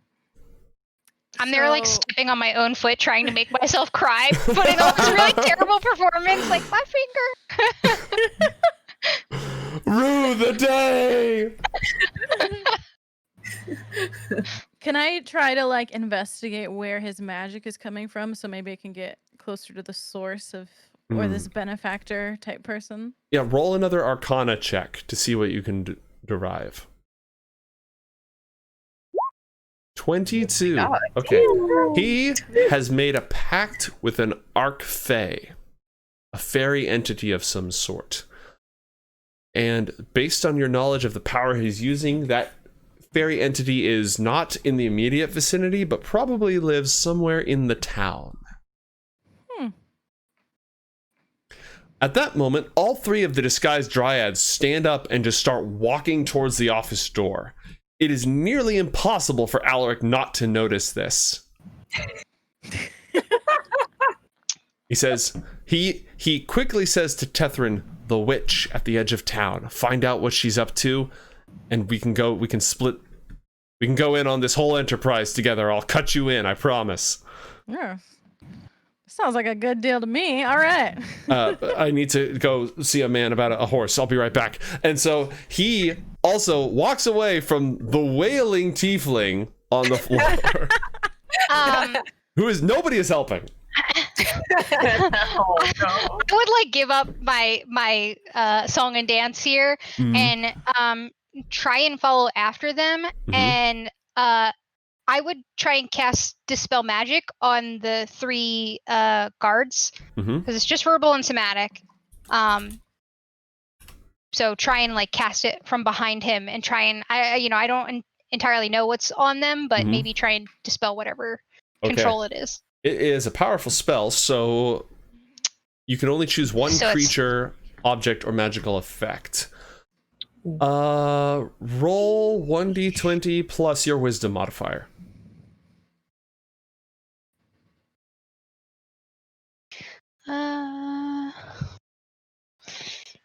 Crossing my fingers, please. 12. Whatever the spell is, it is very powerful, and your magic wavers and dies, bouncing off of it. Meanwhile, let's cut over to Sai, who disappeared a little bit a while ago. Sai, you're able to scuttle into the wine cellar, and the door to the office is open on the other side. Oh no. I would like peek, or like try to do the cartoon kind of like Yep. this, yeah. And if I could just one of the wine racks has slid to the side, revealing an ominous staircase descending down into unknown dark depths. I'm like trying to like call out, but I want to be quiet at the same time. Do I hear like anything at all? Like, is it just silent? Is it like Roll a stealth check. Oof. Okay. Sai, roll a perception check. Okay. No, you don't hear anything. Okay, got it. I'm just gonna do like the like little tiptoe. I can see it. Just like, oh no. Like, so I see the door open, I see the levers pulled, everything. I'm just gonna hold my breath and just walk down, or is it downstairs? Is it? Yes. Yeah, it's downstairs. It is downstairs. I'll do the whole peeking thing. I'm like peeking every quarter. I am terrified. I don't know. Like, I'm just trying to find my friend. Okay. And possibly get out. You do in fact locate Rom, and you also see this living tree with very sleepy, dazed eyeballs. In its crown, the crown of the tree is entwined in pulsing, glowing crimson red grapevine roots. Okay, I notice it's a tree. Yeah, and it's alive. I do like. I'm like. I like nature. Let's just leave it at that. I'm not a druid, but I do like the forest and like grasslands and stuff. So immediately like senses go off. Something's wrong. And then I like, I'm less, I drop guard a little bit and just run over. I'm ignoring Rom at this point because I see her, and then I'm just like, I try to touch the tree. Are you okay? Like, and then can I see if it's like healthy, if it's like, Roll a nature check for me. It's something that I can pass like a cure wounds on or something. 21. Okay. Ooh. So the treant is being used as a conduit for health and vitality. The life force of the land itself is being drained up through its roots, sucked out of the earth. All the vital nutrients and the life-giving force of all the nearby croplands sucked out and then redirected up through its crown into the grapevines. So it's literally being used to drain the life from the other farmlands to make the grapevines grow. And because it's being used in this state, it's definitely not healthy for the creature, but it is bound here by powerful magic. Something's wrong with the tree. We have to like try to break it free somehow. Is there any like, can I look around? Is there anything that like I can climb? Like I'm mentioning to Ram that the tree needs to be freed. So I'm trying to find a way to climb, but I feel like my small body won't be able to like do much. Can I do an acrobatics check and see if I can get up there? Yeah, roll acrobatics. I think I want to do it too, just because why Wow, not? plus 10. Yikes, that's okay, yeah. You manage to swing into the boughs of the tree, but the higher you get, the closer you get to the whoa, creepy glowing lights. Do I feel like any effect from it? Yeah, the hairs on your arms go up and your heart beats a little bit faster, and it kind of feels like holding your face really close to a fire, but there's not really any warmth coming off of it. Just gives you that same like vibe. He needs to be freed. Thanks, I figured that out the more I climb up, but I'm not exactly sure how we free this tree. Meanwhile, upstairs, as our adventurers ponder their conundrum and possibly come up with a solution, Tethrin, you've noticed that Alaric is quickly walking towards the wine cellar. Integrity, you notice that the 3 dryads who resisted your magic are all walking, again, as if compelled, into the wine cellar. Yeah. It's a party now. Come into the party. I'm trying gonna, to like get. I'm gonna run over to Integrity and help her with her finger and just be like, okay, this isn't working. Nobody cares. Yeah. I'm gonna quickly drop the act because it was terrible. Anyways, I don't think I can turn into anything that would be fast enough to like beat them and not be noticed indoors. I would say to Tethrin quietly. Mm-hmm. I think we need to go stop them. Like we just need to go after them. So I would probably just like follow behind them. Keep telling him spellcasty stuff, whatever you were talking about. Like keep. Yeah, I've tried that a lot, but he did tell me about this witch, and we might want to go after her. But we need our whole party to do that, and I think he's about to find some of our party members in a not good place. So we need to get the show on the road. Go find them. I mean, maybe he could come on our side. I don't know about that. I don't trust that. You know what? I'm gonna start walking, and I'm gonna like bring her with me. Mhm. And then is there like a point where I'm kind of out of view of like all the normie people? Yeah, it's pretty quick that you get out of view of everybody. Okay, I'm gonna as soon as we're out of view of everyone, I'm gonna tell her I'm gonna try and give you an opening, and I'm gonna turn into an owl using a bonus action, and kind of try and fly at them. Okay. Yeah.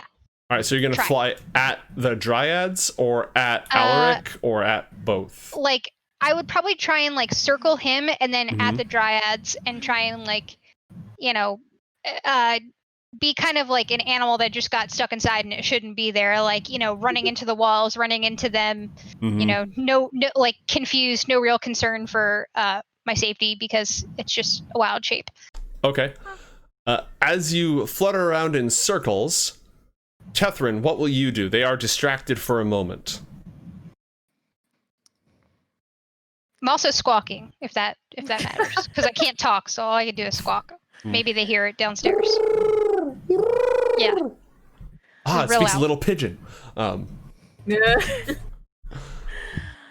I don't know. I'm just gonna like face palm and just like I've tried a lot here. You know, maybe they're just gonna find him. Are you gonna stealth past or just follow behind? Yeah, I'll try to be stealthy about it. Okay, roll a stealth check with advantage because of the owl. Oh shit. All right, just roll again and take the better of the two. All right. 15. You do manage to scuttle past them. So, as this goes down, the Alaric looks at the owl, tells one of the dryads, "Get that out of here. The rest of you follow with me." And one of the dryads is going to walk up and it starts speaking owl. "Please leave." Please stop. Could you not? I'm gonna like, as soon as that happens, I'm gonna immediately start trying to dive bomb Alaric. I'm just gonna dive bomb him. Okay. Like, it's clear he's trying to get past me, and I'm very irritated by this, even in owl form. So I'm gonna go for the face. Okay. Are you attacking or just being very, very annoying? I'm gonna attack. Okay. Do you have the owl open in D&D Beyond? Yes, I do. Great. Roll an owl attack. Okay. I don't actually. I know there's a way you can get it as like one of your features or something. but I don't have it there. But I have the stat block up for it. Yeah. See if the rollers are installed on it, and if not, just go ahead and put in the rolls manually. It does not look like it. No. Okay, so D20 plus 3. So this is talons. I rolled a 14. Mm-hmm. If I hit, I do 1 slashing damage. I don't even roll for it. It's Okay. just 1 slashing damage. Yeah. You slash him for 1 point of damage. It's on the face too. He shoots you with an eldritch blast. Oh boy. This is probably not gonna be good. How many hit points does an owl have?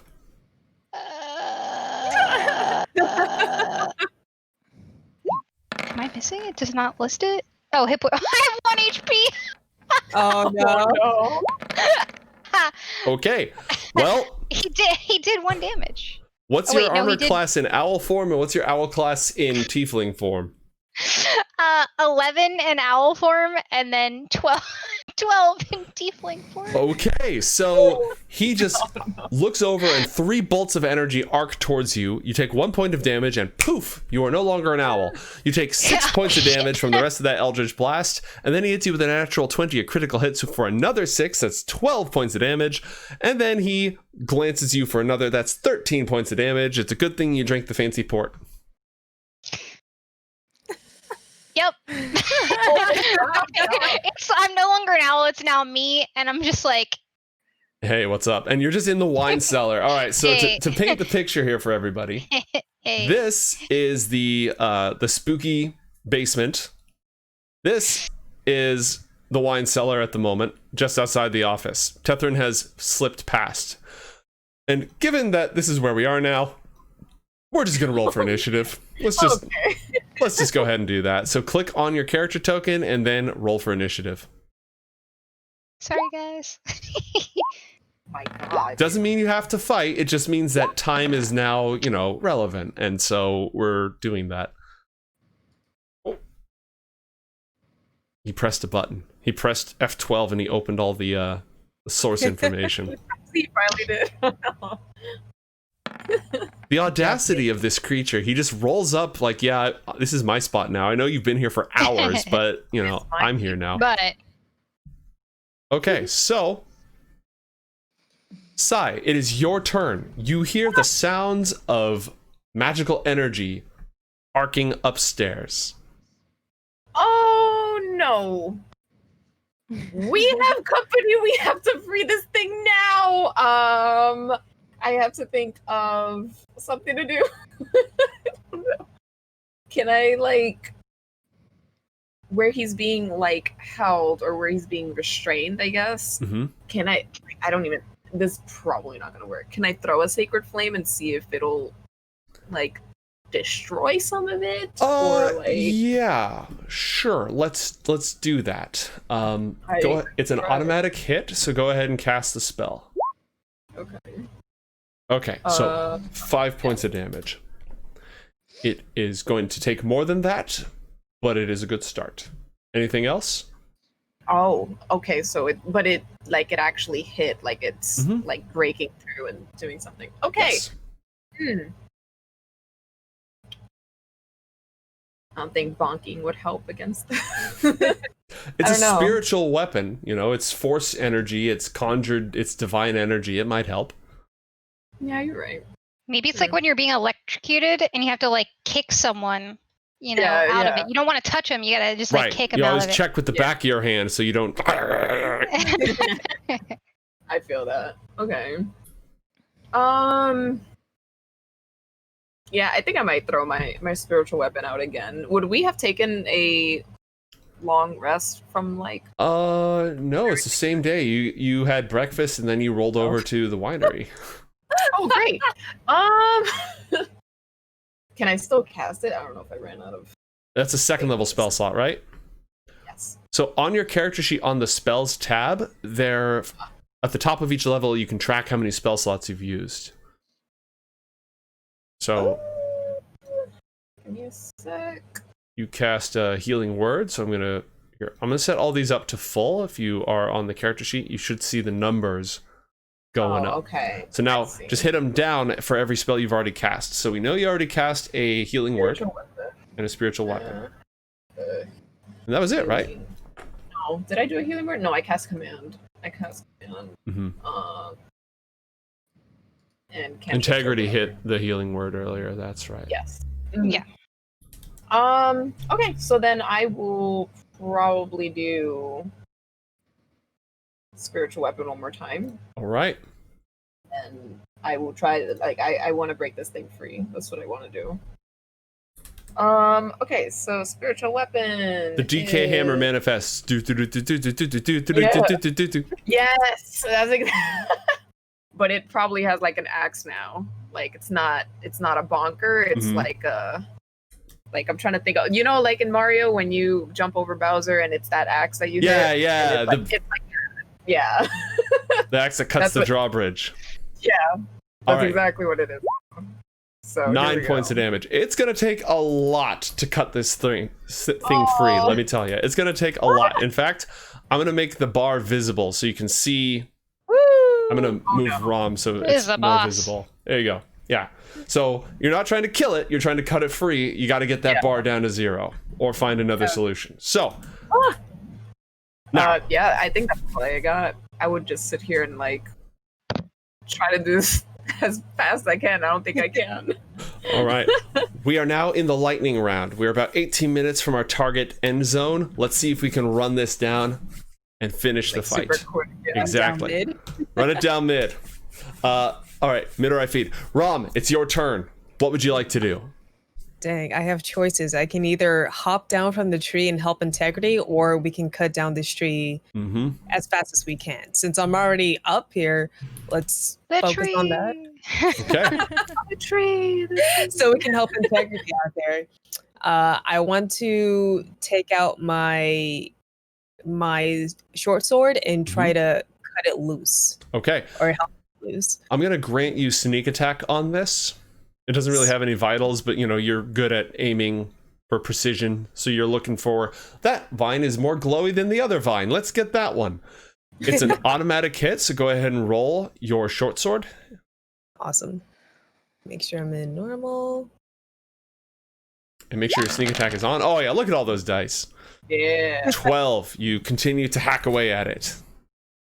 Let's see if we can get this thing down before integrity gets absolutely fragged. Yay! Wow, toxic. Okay.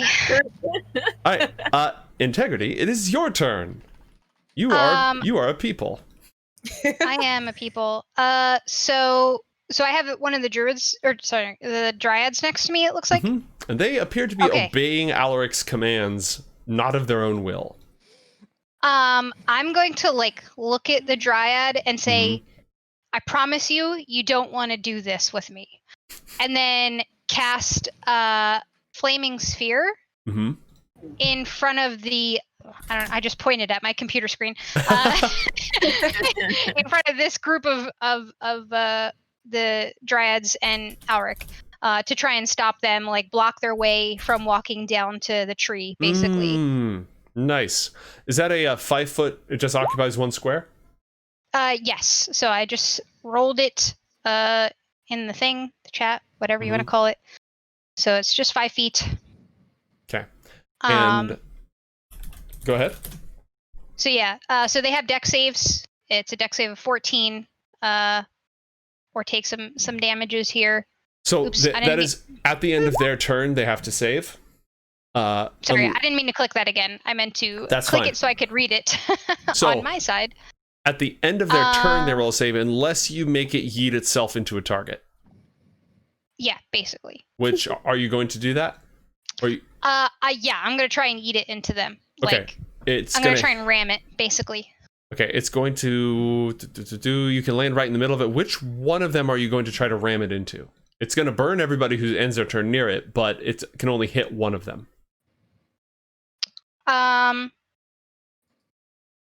Can I make it hit Ulrich? Yeah, absolutely. This is a very abstract battlefield. Okay, it's hitting him. Awesome. He has to roll a dexterity saving throw. Your save is 14. 9. Tough luck, pal. He takes 6 points of fire damage. And then he uses his reaction, Misty Escape. Don't you do that. Yep. You son of a gun. And he vanishes. Poof. You can no longer see him.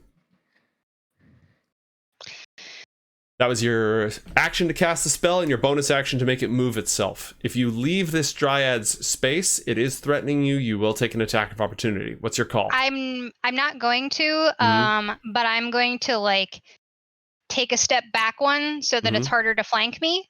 I don't know if you do flanking rules or not, but either way. And then I'm going to kind of like shout out, but trying to direct it down where everyone else is. Like, you need to hurry up. Okay. I don't know if I heard it. Yeah, you heard something. If they end their turn within 5 feet, they have to make a saving throw. So the dryads are going to move away so they don't have to do that. And all 3 of them are going to cast Bark Skin on themselves. Ton of a guns. Which increases their armor class from 11 to 16. Ooh. But that takes their action. All right. Because he used his special ability, Alaric now gets to make his dramatic speech. Oh man. Here we go. Dang it. Poofs and appears out of nowhere to see the 3 of you, like 2 of you hanging upside down, hacking at it. You just stop, turn. He's staring at you. You're staring at him. Here it is. You found it. The heart of Versan, the heart of my winery. This is what makes our bottles so special. Stop what you're doing. Leave this place and my secret intact. And you can have this. He reaches into his coat and pulls out a wine bottle made of dark red glass. This bottle puts all the rest of our stock to shame. Its regenerative effects are truly remarkable. There's nothing like them. A sip from this will bring you back from the brink of death. And if it runs dry, don't worry. Simply leave it overnight in the nearest body of water, and it will refill itself. Normally, I wouldn't think of parting with such a treasure, but now may be the time to make an exception. What do you say? He holds that... Revivify. I mean, look, man, your wine's great, but I feel like my friends will crucify me if I took you up on your offer. So I'm gonna have to pass on that, sir. Yeah, no. He looks over at the warlock.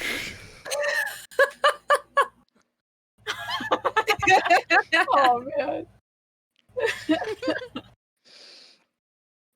Oh no, I'm like really tempted by this wine. Yeah, this forever wine. It sounds like a really good deal for me. But I don't know. I see. Do it, Jenny. Jenny. I see Rom and I see Sai, and like Sai's there just being all like cute. He doesn't even drink wine. And I'm like, damn it. Okay, no, I can't do it. I wish it could be more evil, but I can't. I can't just give these people up for a bottle of wine. How if I do this, I could have the whole winery. Fortunate. And then he's going to cast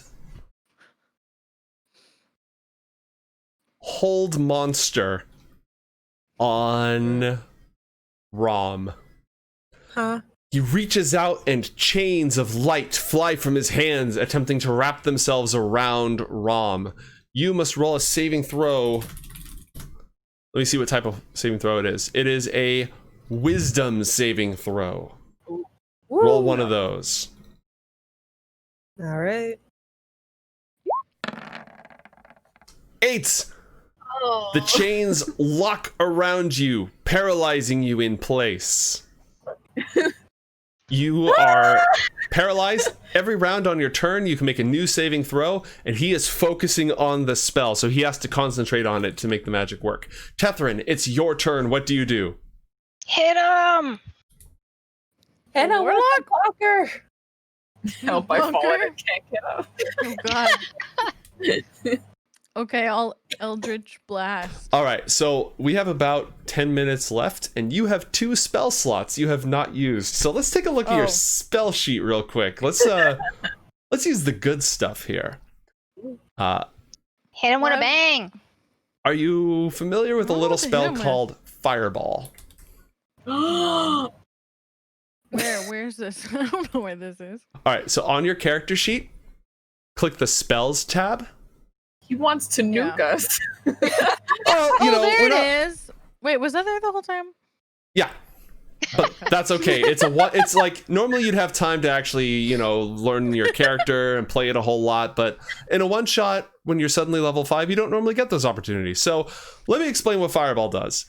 Fireball blows up everything. It's a nuke. Yeah. Oh, I like that. I like that. No. Okay. We could all just go down together. I'm going to rule, because we're not using a full formal map, and this is a fairly vast chamber, I am going to rule that you can aim this to hit him, but it will also hit Sai. Say.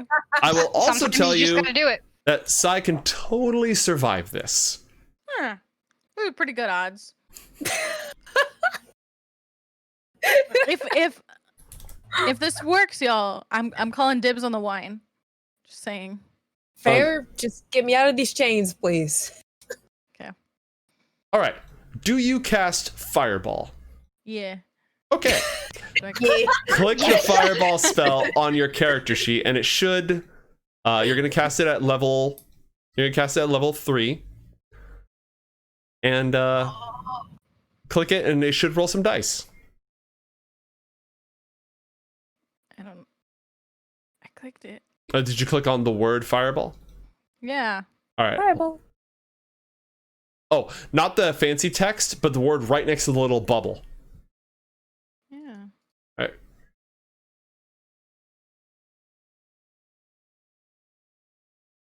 I clicked it. Not the bubble, but the actual word. I clicking it. Nothing happening? Is it? I could click the bubble. I could click the word. All right, we'll do this manually. In the chat, type /r space 8d6. Okay. Oh. A fireball erupts in the chamber, exploding. Woo! It's like a little pea-sized point of flame that just flies from your hand, drifts through the air right into Alaric's face, and then erupts with a deafening boom. Sai, roll a dexterity saving throw. 14. Unfortunately, Tetherin's spell save DC is 15, so go ahead and take 34 points of damage. And it's okay, though, because you drank the fancy wine earlier, which gave you extra... Oh, wait, no, you didn't. Never mind. I drank yours. I'm going to roll a saving throw for Alaric. He succeeds on his. Congratulations. So he takes half damage. He takes 17 points of damage, and he rolls a Constitution saving throw, which he fails. He ducks out of the way in order to avoid the worst of the explosion, but it's enough to break his concentration, and the golden chains wrapping around Rom evaporate into nothingness. That's what I was hoping for. Sai, roll a Constitution saving throw to focus on your spiritual weapon. Oh, yeah, you're right. Oh, 16, fine. you're fine. Yeah. You maintain focus. The weapon is summoned, and you have your action. What would you like to do? Bonk the man. I'm bringing my spiritual weapon towards evil man. Yep. And I'm bonking, but with an axe. All right. It's the special squelchy kind of bonk. Go ahead and click the spell. There you go. A 10 to hit. I don't think so. Wait, hold on. So chat gave somebody inspiration with the text, get that good stuff. So I'm just going to go ahead and let you have that. Roll another attack, but we're going to take the first damage result. So just click the spell again, and we'll see if you hit. Oh, nope. I didn't mean to hit that. I meant to hit spiritual weapon. Spiritual weapon. There we go. 21 to hit. Okay, yeah. Better. He is spiritually bonked, and by bonked I mean, hack. That was your bonus action. What would you like to do for your action? Shit. I'm gonna. Can I cure wounds myself? Yes, you can. Was it my bonus action to use my spiritual weapon? Correct. You still have an action left, and you haven't cast a spell yet, so that is legal. I do not want to cure myself then. Does he look battered? Does he look like... Yeah, he's bloodied. He's beat up. That fireball and then, getting bonked in the face. He's rough. Okay, I want to smack him up. I'm going to go ahead and I want to go out with a bang and just guiding bolt. Okay. Yeah, I'm gonna go for... Whoops. Okay, lower that, and then we go spellcasting is difficult. It's okay. Guiding bolt. Here we go. Level 2, I'm pretty sure it was. Yep. A natural 1. Yeah, Hold on. One thing here. You are a halfling. Oh yeah, you're right. Halflings are lucky. I can reroll. Yeah. Let's do that. I can do that. I'm so awesome. That's better. Oh, wow. Okay, yeah. The guiding bolt smacks into him. He clutches at his chest and falls dramatically off the staircase he was standing at the top of. I did like a pew, like kind of thing. No. Nice. And the ominous blood red wine bottle shatters as it falls from above. Oh. I'm sorry. There's a sudden sound of creaking wood and cracking rock. The treant's eyes open as it fully awakens, roots bunching as it presses itself up, bursting from the earth, tearing through the web of vines imprisoning it. It reaches its full height, crashing through the wine tasting room above. You can hear patrons screaming and fleeing out of the way as the tree busts out through the entire manor, breaking open, and sunlight streams in from above, taking its rightful place in the open air once again. The dryads, with the spell lifted, they suddenly return to their original forms. Thank you profusely. And they're going to use their tree stride as soon as possible to get out of there. But we don't actually need to resolve that because this is the end of the adventure. Yeah. I'm gonna take my wine glass that I set down and finish it. It's just the four of you all sitting in the basement against this giant tree, just going through like the fine reserve. Taking this and also this, maybe that. Meanwhile, like Paid in wine, not bad. my foot's supposed to be like this, but it's actually like this way, and it's like, ow! It's okay, we have healing for that. At least you're alive. Yeah, I'm healing myself. I got it. I feel like here, have some wine. That'll make you feel better. I will never drink. So I won't. GG's. Good game, everybody. Thank you for playing. I leave what happens next as exercise of the imagination for our party and the viewers, but it was a lot of fun playing with all of you. Yeah, man. Yeah, this is fun. Definitely Tons of very fun.